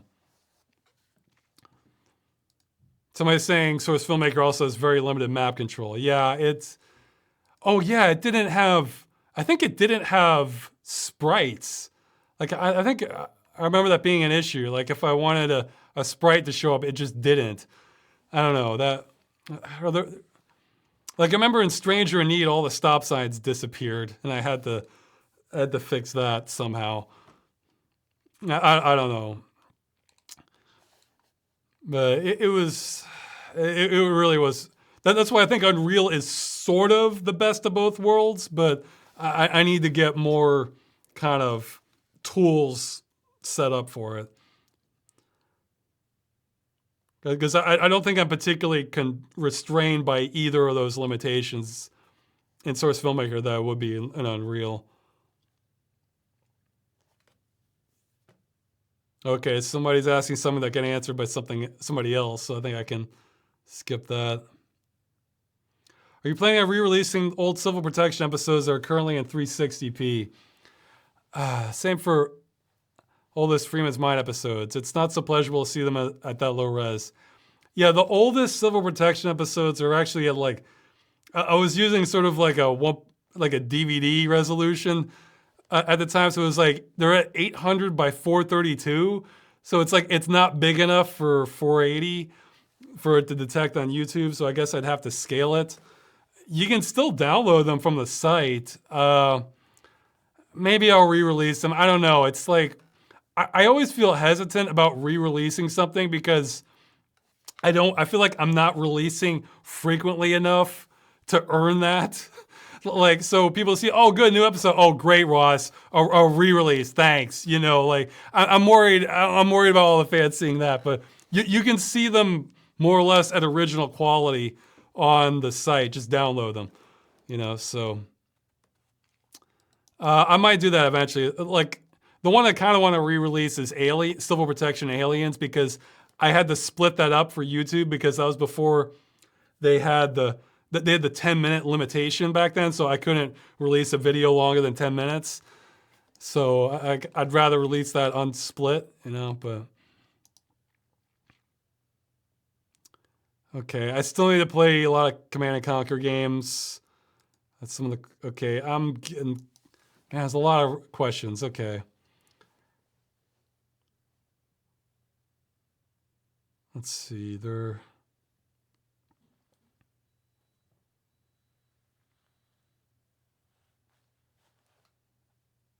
Oh, someone's asking why I've used Oblivion as a reference or pointing things out. Is it because it's an easy target to pick on? Yeah, probably. I'd remember. Yeah, Oblivion was sort of a mix for me, but yeah, it's definitely an easier target to point things out. Like I can't think of many, except maybe Rage, which that was a mistake on their part, I think. But like I was thinking for like the texture differential between like things that are in the foreground versus background, I cannot think of many games that are that extreme with like the texture difference. But except Oblivion, it was on purpose, and a Rage, I think it was a mistake, or just that wasn't how they intended it. Because I remember things would be incredibly blurry for some things in Rage, and then you have like this real sharp face texture. So, but yeah, it's probably just because it's an easy target out of memory. So. Have you ever taken a personality test like Myers-Briggs type? And if so, what did you get? Yeah, it was INTJ, except I was borderline on introverted and extroverted, and I was sort of like medium on J, and I was like way up on intuition and thinking as opposed to sensing and feeling. So that's what I got. But yeah, I was like right on the border between introverted and extroverted, and mildly judging as opposed to perceiving. So let's see what.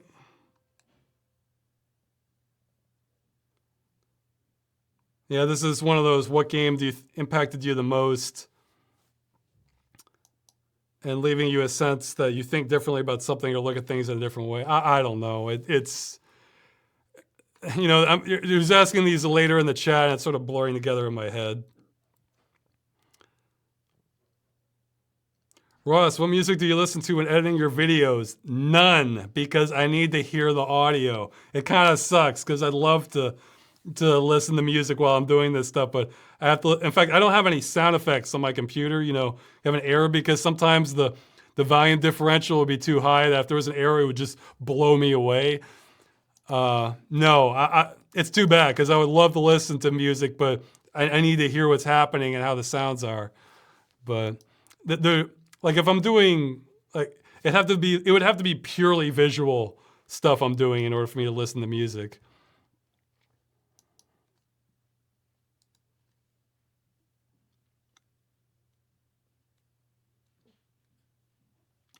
Ross, which games in your top 25 most anticipated have you managed to place before? I think I mentioned that before, but this didn't get too many points. I will. You'll get an update on that at some point. I have something planned with that. Why on earth is arbitration a thing in the U.S.? Why can companies like Bethesda preemptively block a class action in the fine print of some legally non-binding terms of service agreements? U.S. law sounds like a joke as a foreigner. You know, I saw a movie, was it Sicario? And there was one scene where the one character is asking somebody, an expert, is saying, well, what should I know about the Mexican cartels? And he says something like, you're asking how a watch works. I love that answer because it's like, there's many aspects that are interconnected that make things function the way they do. That's really the best answer I can. That's the answer I would give. You know, it's not just one simple thing. It's a lot of factors that kind of feed off each other that lead you to that. You can look up the term regulatory capture. That's certainly a big part of it.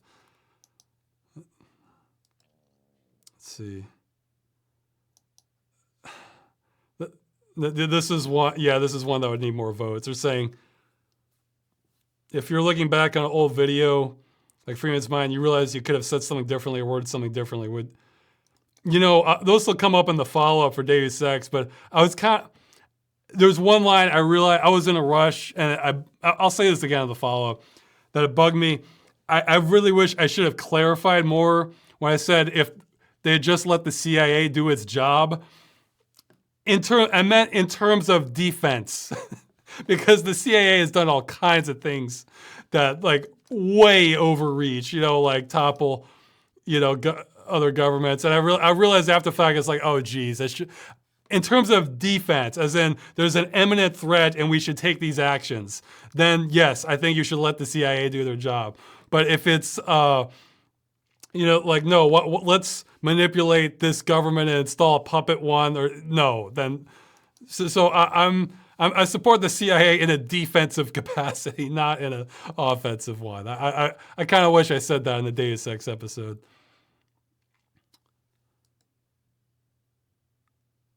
Let's see.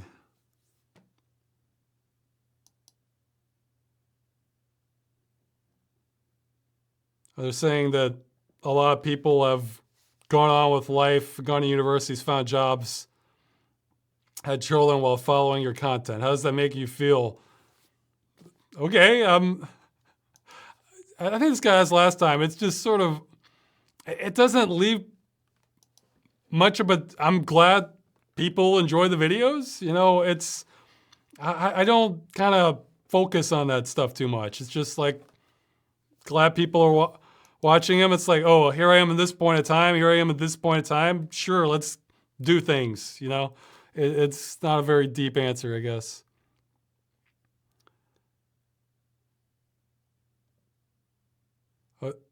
Well, I'm not in this city now, but somebody's asking what happened to the mayor of Gdańsk in Poland. Yeah, he got stabbed and they killed him by this extremist guy who may have mental problems. I didn't know much about the politics. Obviously, it's not good if people are getting stabbed, but they got him. And I think the only debate is whether this guy is going to get put away in prison or he needs to go to the loony bin. So I don't have much of an insight on that. I've heard that that politician had the nickname Pudding because he apparently wasn't particularly strong on some positions. I'm not sure.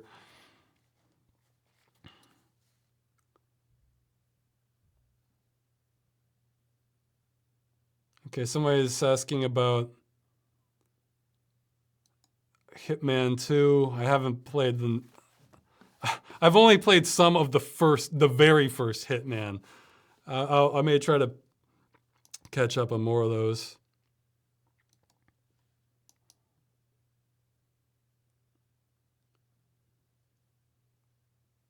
Oh, okay. He's saying, okay, there was some controversy and the internet jumped on it. It was apparently ill-informed, jumped on the bandwagon. How do you feel about this knee-jerk reaction that's come in recent years? It's one of those things where I feel like the media kind of encourages it because it gets more views faster, and you have but basically, if you have the people who do due diligence aren't rewarded as much online, and because that takes time. Knowing nothing about this issue, is some Hitman controversy. So I think we're in a space where misinformation can travel. Oh no, there's a classic quote about that. I think it's Mark Twain. Let me see if I can get this right. A lie can travel halfway around the world while the truth is putting on its shoes. So yeah, this isn't something new, but it's accelerated. That's Mark Twain. It's accelerated in recent times. So I think it's something that's kind of always been there. People can react quickly to things. Okay, somebody asked 6 questions, and this only got 2 votes. So I think, sorry, you're gonna have to try again next time. Pick which one you want to hear more, so I can get voted up. Okay, one I know I've answered.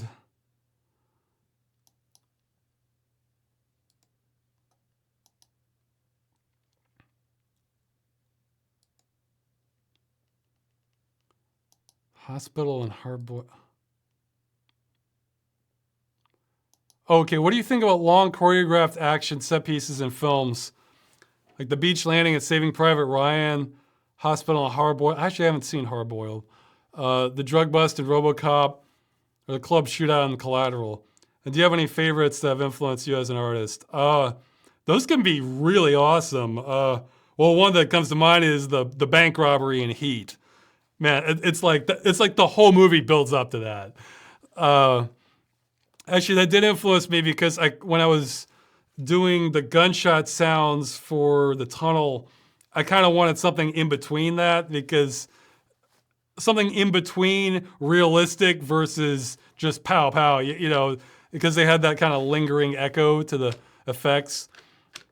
Yeah, I heard that was just misery for the audio people recording that. But yeah, it's these kind of long extended, just, I really like those, because that's what I mean about pacing. You know, if you have a lot of plot development and tension, everything building up, and then it unleashes, I think that's really satisfying from a cinematic standpoint. And yeah, the bank robbery in Heat is probably one of my favorites for that. I mean, there's been others. Like I think in Old Boy, you have the hallway fight scene. That was pretty good. I'm trying to think of some others, but yeah, Heat's the one that just keeps coming to mind.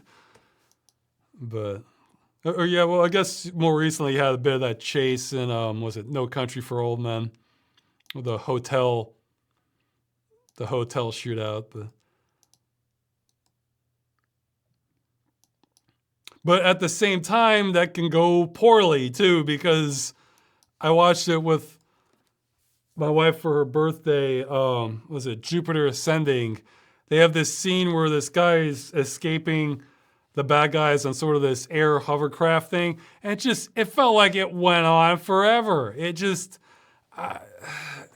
But I think that a lot of that comes down to the director and the editing.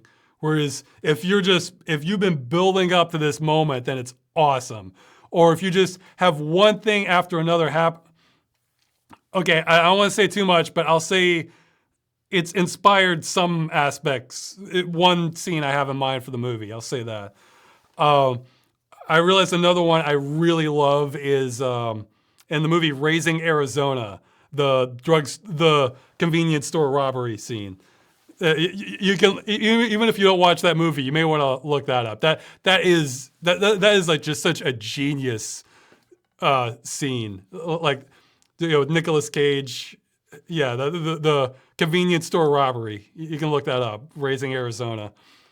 That's to me, that's like one of my favorite scenes in like film history, or for comedy, actually. Okay, let's see. I should keep going. What do you think you'll do after Freeman's Mind 2 ends? Well, I can keep doing Game Dungeon. I hope to eventually make my way back to more kind of creative things like Civil Protection, or just kind of original shorts, that sort of thing. I have played the game Jade Empire. It had good atmosphere. It didn't really resonate with me that much, but it was distinctive for what it was. Sort of, you know, Eastern fantasy kind of thing. Eastern BioWare fantasy. Let's see. Okay, I'm skipping more questions now. Sorry. These all got 1 point, so I'll pick one if I like it, and then I'll go to live. Okay, well, this one's not bad. Thoughts on Metro Exodus becoming a temporary Epic Games exclusive? I feel like that's one where it feels like a mud fight. Like on one hand, I personally look, having another launcher doesn't mean much at all. Like for me, all these different launchers, and I say this as someone who's been dropped by GOG, and so they're not paying me anything. I kind of feel like there's GOG and there's everybody else, because GOG, I think, is the only one they guarantee you buy a game, you download it, it's yours. It's 10 years, it's, you know, you can still run the game if the computer runs, you know, it's, and no other gives that kind of guarantee.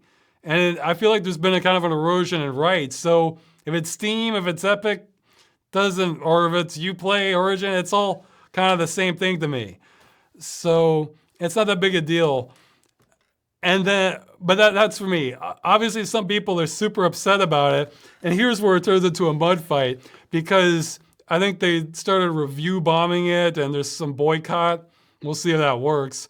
And then I think the developer made a statement that if they don't get enough sales because of the boycott, then say goodbye to future releases on PC. So it's like almost like you're threatening the consumer base. No, you better buy this game or we're not going to do it again, even though we're doing this thing that's upsetting the fan base, you know? So, I mean, it is kind of sneaky what I think they did, but it doesn't matter to me personally if they did that to like any game, pretty much. I mean, to me, all I care about is, the main thing I care about is, can I run the game in the future? If I can, great. If you can't guarantee me that, well, one store is kind of the same as the other. So, oh yeah, people are getting upset in the chat about the developers. But I think that's such a boneheaded move to hold that hostage. I mean, yeah, if you don't sell enough copies of a game so your studio can't afford to make a new sequel or a new game, yeah, well, that's understandable. But to just to not release the PC copy, well, that's not where the majority of the money, that's not where the vast majority of the cost goes. The majority goes into developing the textures, the art, you know, the models, putting the maps together, the cutscenes, the animation. I mean, the cost to port it to one platform or the other, that's minimal compared to the other aspects. So, and then to do that, you know, there's a difference between a game that people just don't have that much interest on that platform. Like, I would imagine, like, hey, you know, I bet real-time strategy games probably don't do that great on Xbox or something. Or, you know, it's just because you're kind of at a disadvantage for the default controls. But so maybe there might not be that much interest, and that's understandable that you wouldn't release a sequel there. But if this is not a lack of interest in the game, it's like the people protesting don't like how they handled the distributor. So if you want to make your money back as a developer, maybe you should listen to what the fan base is saying, but as opposed to just kind of making a blanket threat like, no, we won't.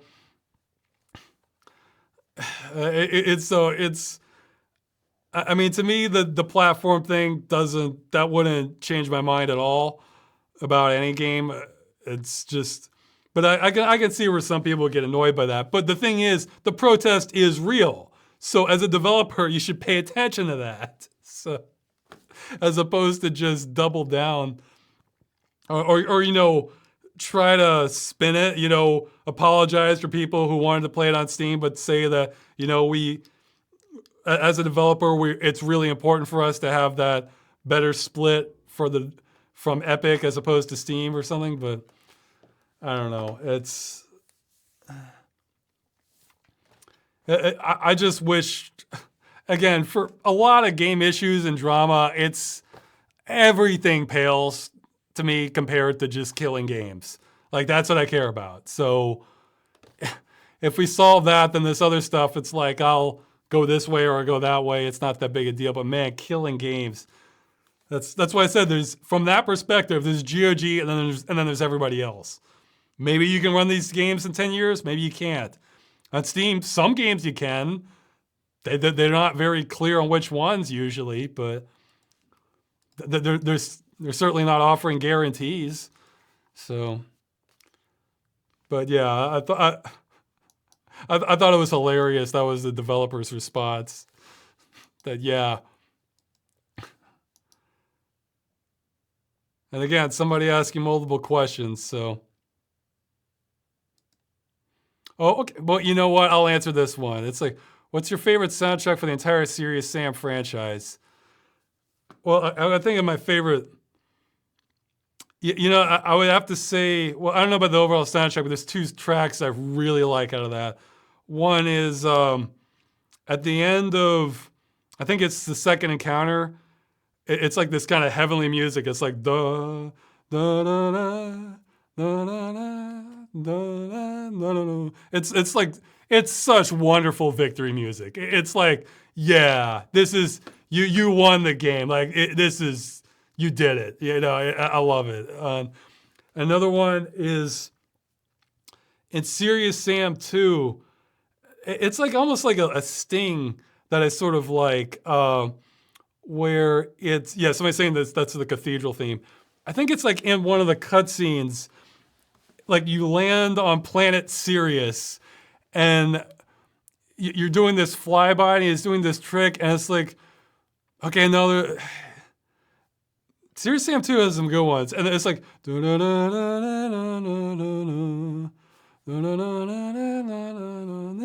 it's just really nice. That's one that could really stand like a remix or a new rendition because it's in the middle of a cutscene with sound effects. It's not a standalone track. So yeah, it's like when he's doing like this, he's doing this trick flight stuff. And then also in Serious Sam 2, there's actually one of them I hope to reuse for sort of a short idea I have. But I forget the name of the place. It's sort of that medieval fantasy place in Serious Sam 2 where there's like sort of the riveting music where you're the and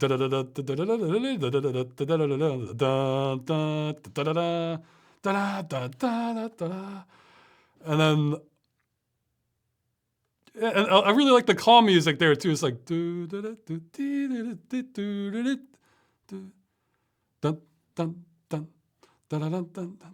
that might be in the beginning actually for maybe it's Serious Sam 2. Serious Sam 2 had a lot of good music.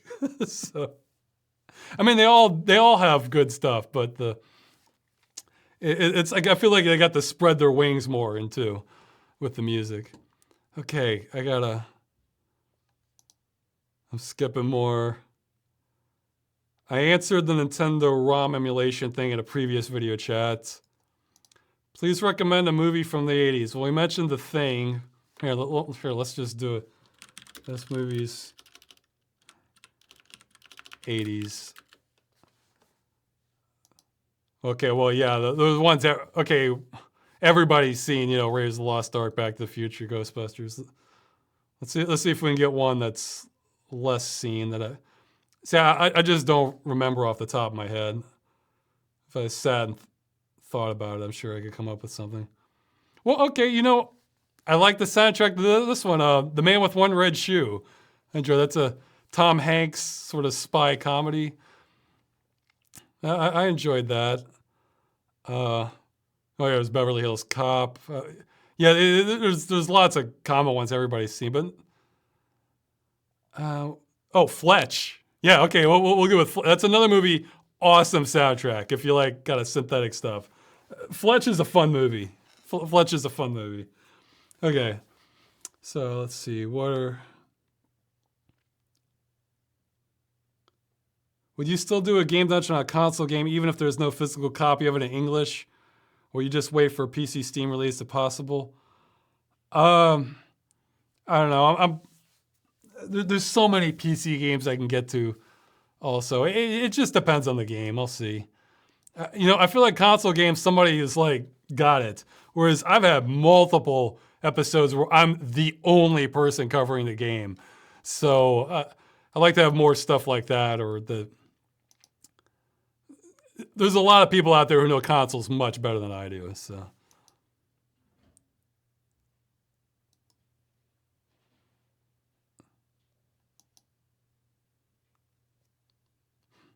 Getting broad questions. Okay, I'm looking through these in the chat. You can start typing questions. Use 3 equal signs before your question. I'll try to check it out. Are you planning a meeting with fans? It's mostly a matter of time and money. Maybe once I finish the movie, I'll try to do like a tour or something. I mean, I'd be happy to meet people. It's just, you know, time and money, pretty much. And that goes double, unfortunately, is where I live now.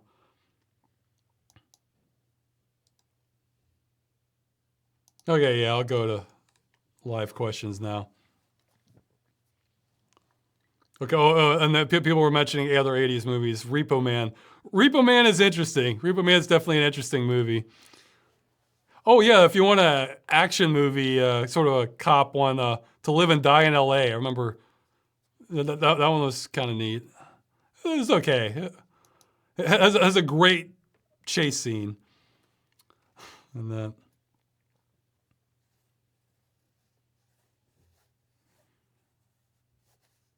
Somebody's asking what my wife eats because I make beans, and does she not like cooking either? She eats a lot of soups that the kind of ready-made. The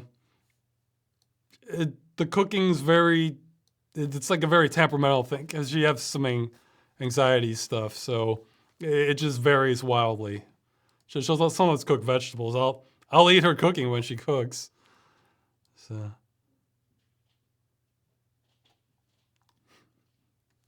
Somebody's giving more specific context about the Creative Commons non-commercial share-alike attribute. To me, that's as long as they have permission to use the assets, to me, that's the only part that matters. I'll worry about the specifics later.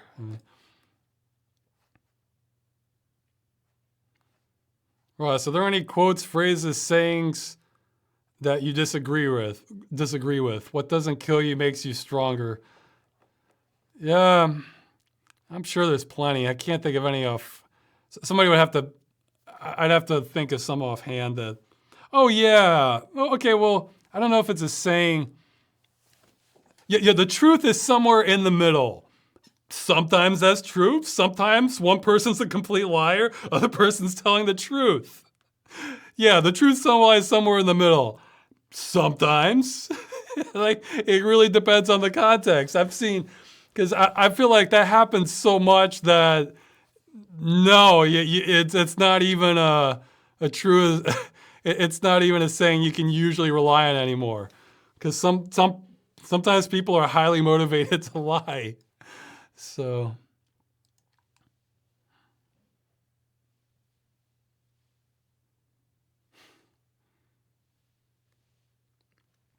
Somebody say.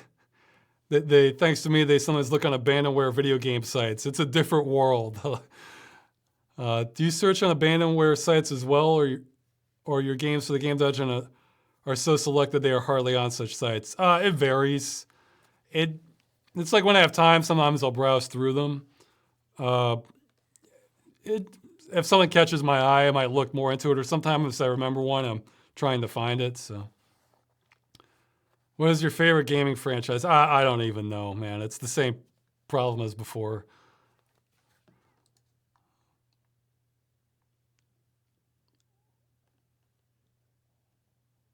Okay. In your previous video, you mentioned we will hit energy wall with oil. What about the nuclear energy and the new tech like thorium reactors or tritium reactors? I'd be more optimistic for... See, the thing is, most of oil... it's used in transportation. So it's not a substitute. I mean, unless you have like a full electric kind of infrastructure in place, which may not arrive in time. I don't know. I'm more optimistic about us finding ways to hit just general electricity production, though, demand just keeps going up, so who knows. With thorium reactors, I've heard a lot of people pitch it as very promising. I'm wondering why that hasn't happened, at least on like a smaller scale. I don't know. I honestly don't know. This is something I could just be ignorant on. But I haven't heard of like, oh, well, this community has a thorium reactor or like this city does. I haven't heard of cases like that, so I don't know like what's blocking it. So.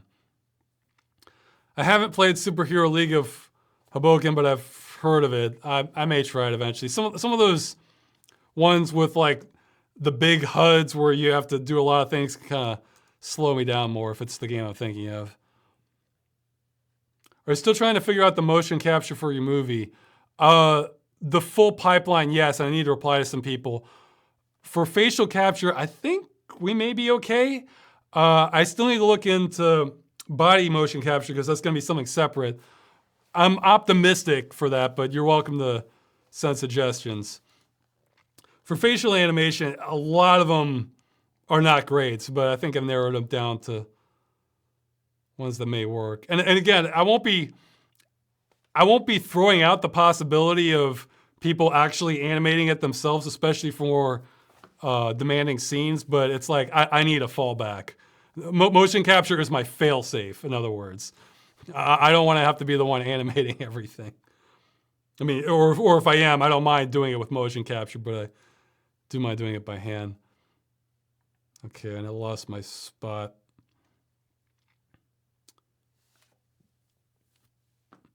Do you like Quentin Tarantino's movies? If so, do you have a favorite? It depends. I'm trying to remember. I guess my favorite would probably be either Reservoir Dogs or the what was it? Inglourious Bastards. It's. I mean, you kind of know what to expect from a Tarantino movie, but I think they're interesting. But then he'll also kind of push things. I don't know, for shock for its own sake, I guess a bit. Which, I mean, it's okay, but it's I don't know. I mean, yeah, I generally like them, but.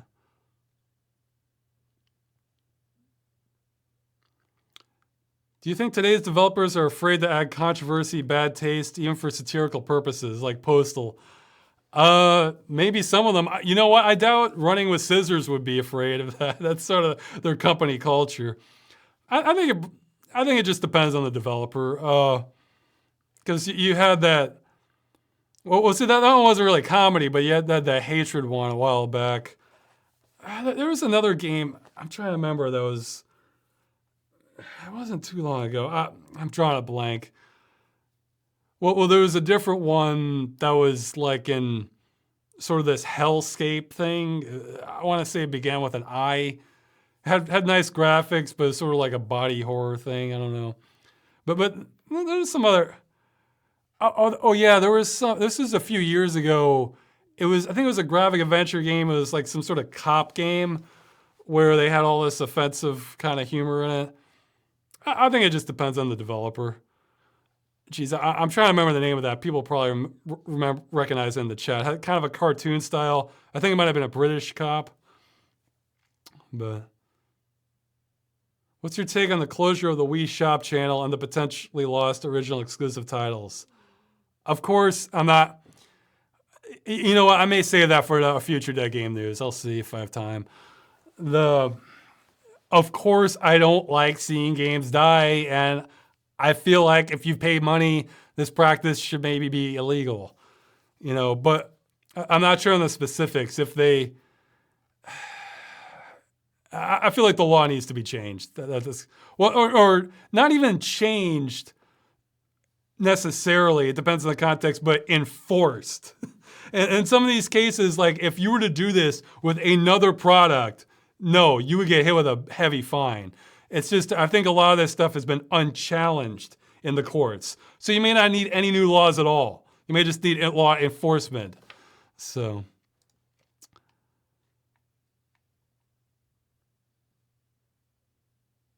I am familiar with Disturbed, the band, yes. And my first thought was in the Dawn of the Dead remake. They have like this sort of like light jazz cover of Down with the Sickness. And it's just like almost a joke, you know?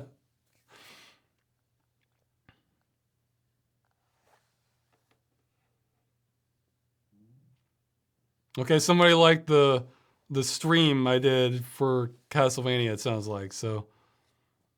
Or maybe it was the Unreal Tournament one, I'm not sure, but. Well, I'll try to do it more, but I still do prioritize the, you know, edited, produced videos. Yeah.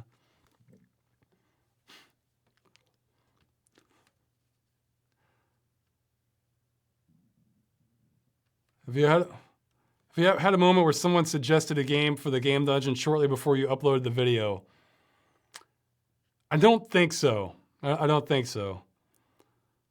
I tend to, apparently I get some curveballs. So. There might have been though. I'm trying to remember. No, there might have been one, but I forgot. And somebody says, "Are you ready for some football?" You know, that made me think. Again, I haven't done a lot of it, but I did do a Dungeons and Dragons session before, and the dungeon master was getting set up, and everybody got their stuff set up, and they're all looking at him for him to start the story, and that's what he said, like, "Are you ready for some football?" And then you could see some kind of confused looks on a couple people. Because they were thinking like, wait, are we not doing this?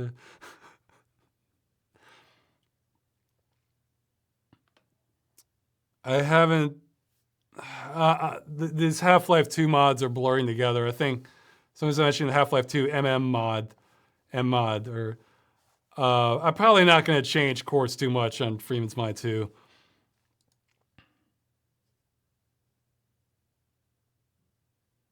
I haven't seen Kitty 0706, I don't think. And thoughts on Hunt Down the Freeman. I mentioned that in a previous video chat, so you either have to ask it again and get it upvoted for me to. I don't mind answering questions twice, but I feel like the audience should vote to have the questions answered again. So.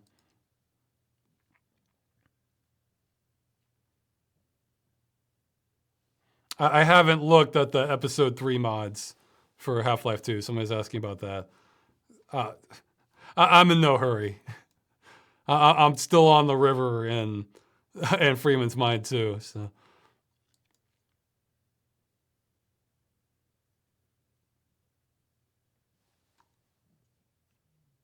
Okay. In your Accursed Farms 2015 announcements, you showed an image of Mario when you mentioned the Risen series as a possible game to use assets for in the movie. I think that must have been a joke, is what I was doing.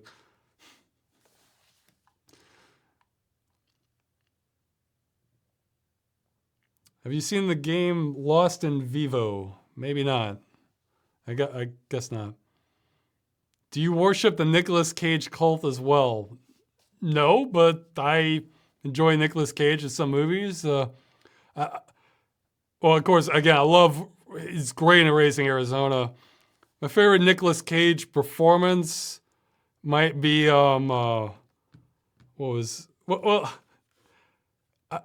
was good in Bad Lieutenant, Port of Call, New Orleans. He was pretty good in that. Actually, I saw one not long ago where the movie itself was so-so, but Nicolas Cage was bringing his A game to it. What was the name of it? It was this horror where parents are going crazy trying to kill their kids. I forget the name of it. I'm sure you can look it up from those two. Nicolas Cage is in it. Again, the movie was so-so, but the Nicolas Cage... I feel like Nicolas Cage is at his best when he's being a maniac. So... I feel like that's his strength. I mean, he's okay in a lot of movies, but you know, but like I feel like he shines when he's just going nuts. So.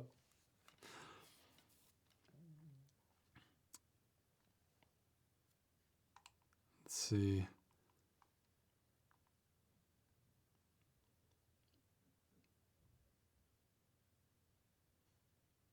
Russ, would an action command function in turn-based RPGs would help you get through the battling much easier?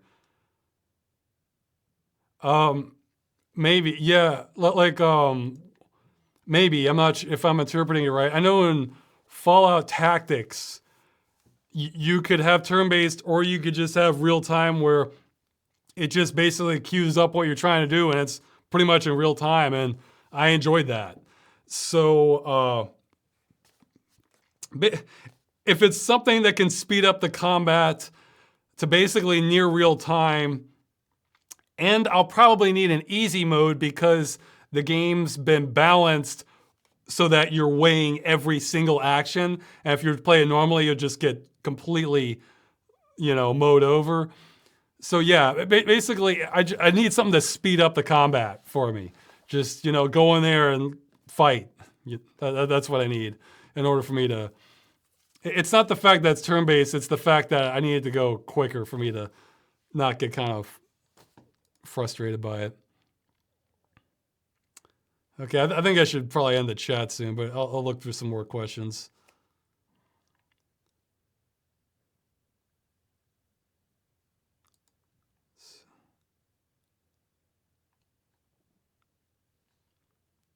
Do you have any thoughts on the social point system China intends to implement in 2020? Brave New World. I see, obviously it does come across as dystopian, and it's like we're living in science fiction, a science fiction story. I guess the good news is the more of this sort of thing we see, the good news, you can sometimes get a blowback from it. It's like, historically, there tend to be sort of breaking points for this sort of thing. I wouldn't say that's a breaking point so much as that's kind of like making it creak a little more, as far as just kind of dehumanizing people.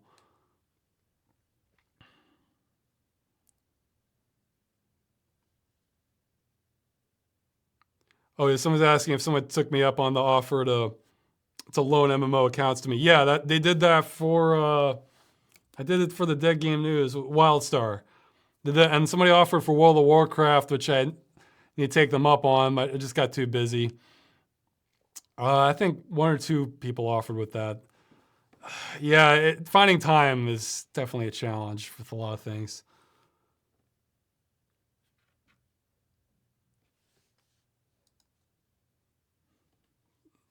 So I'm saying the stream is appreciated. Okay, well, I'll try to have more streams this month, but again, videos are going to take the main focus.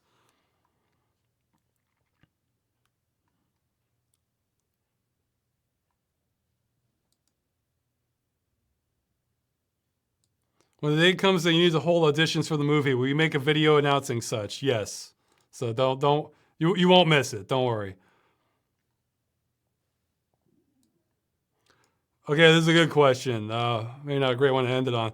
What do you usually do when you're depressed? I need the advice.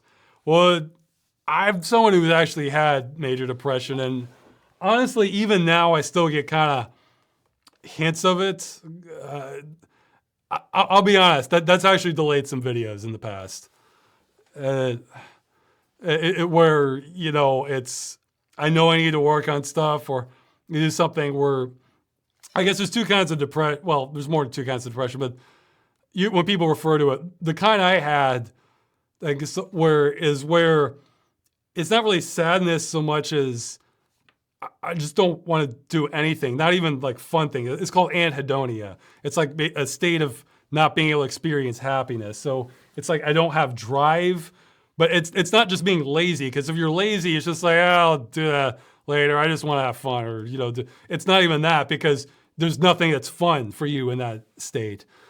What really kind of shocked me out of that originally was medication. Now it sort of passes with time. The best thing is to just try to do something, like, again, exercise.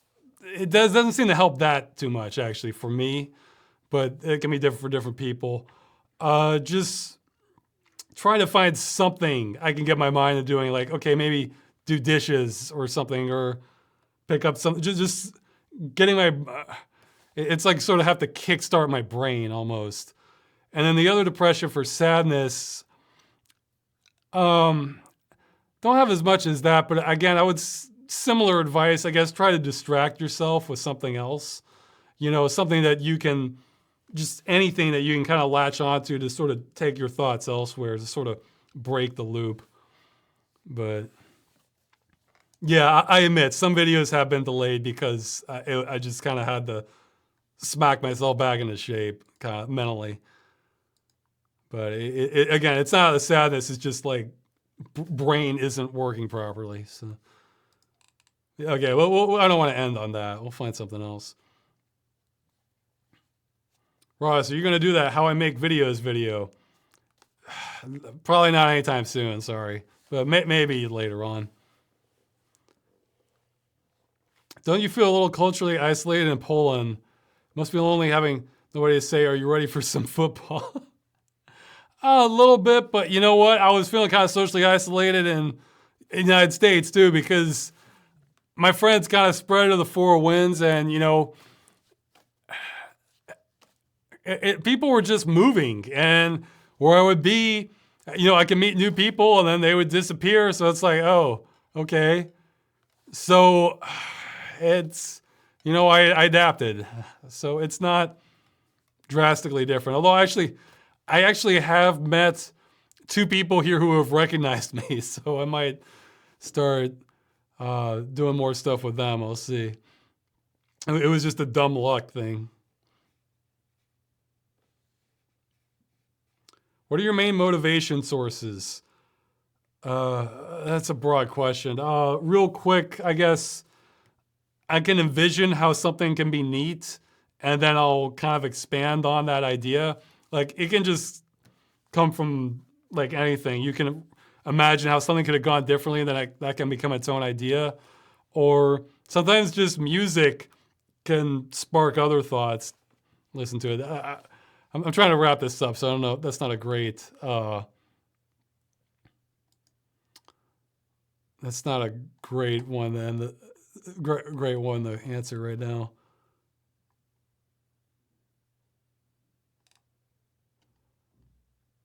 Okay, well I don't know. I think I got through the ones. I think I got through most of the ones. And yeah, this went on 3 hours. Jeez. I don't want to make this the new standard. I kind of want to get back down to 2 or less. Freeman's Mind is next, and probably more Freeman's Mind after that. We'll see, and spread throughout there some sort of streaming thing. But the streaming videos are on Accursed Farms junk. I don't like to clutter up the main channel with those. So yeah, thanks for showing up. More videos coming. Yeah. Okay. I'll see you later.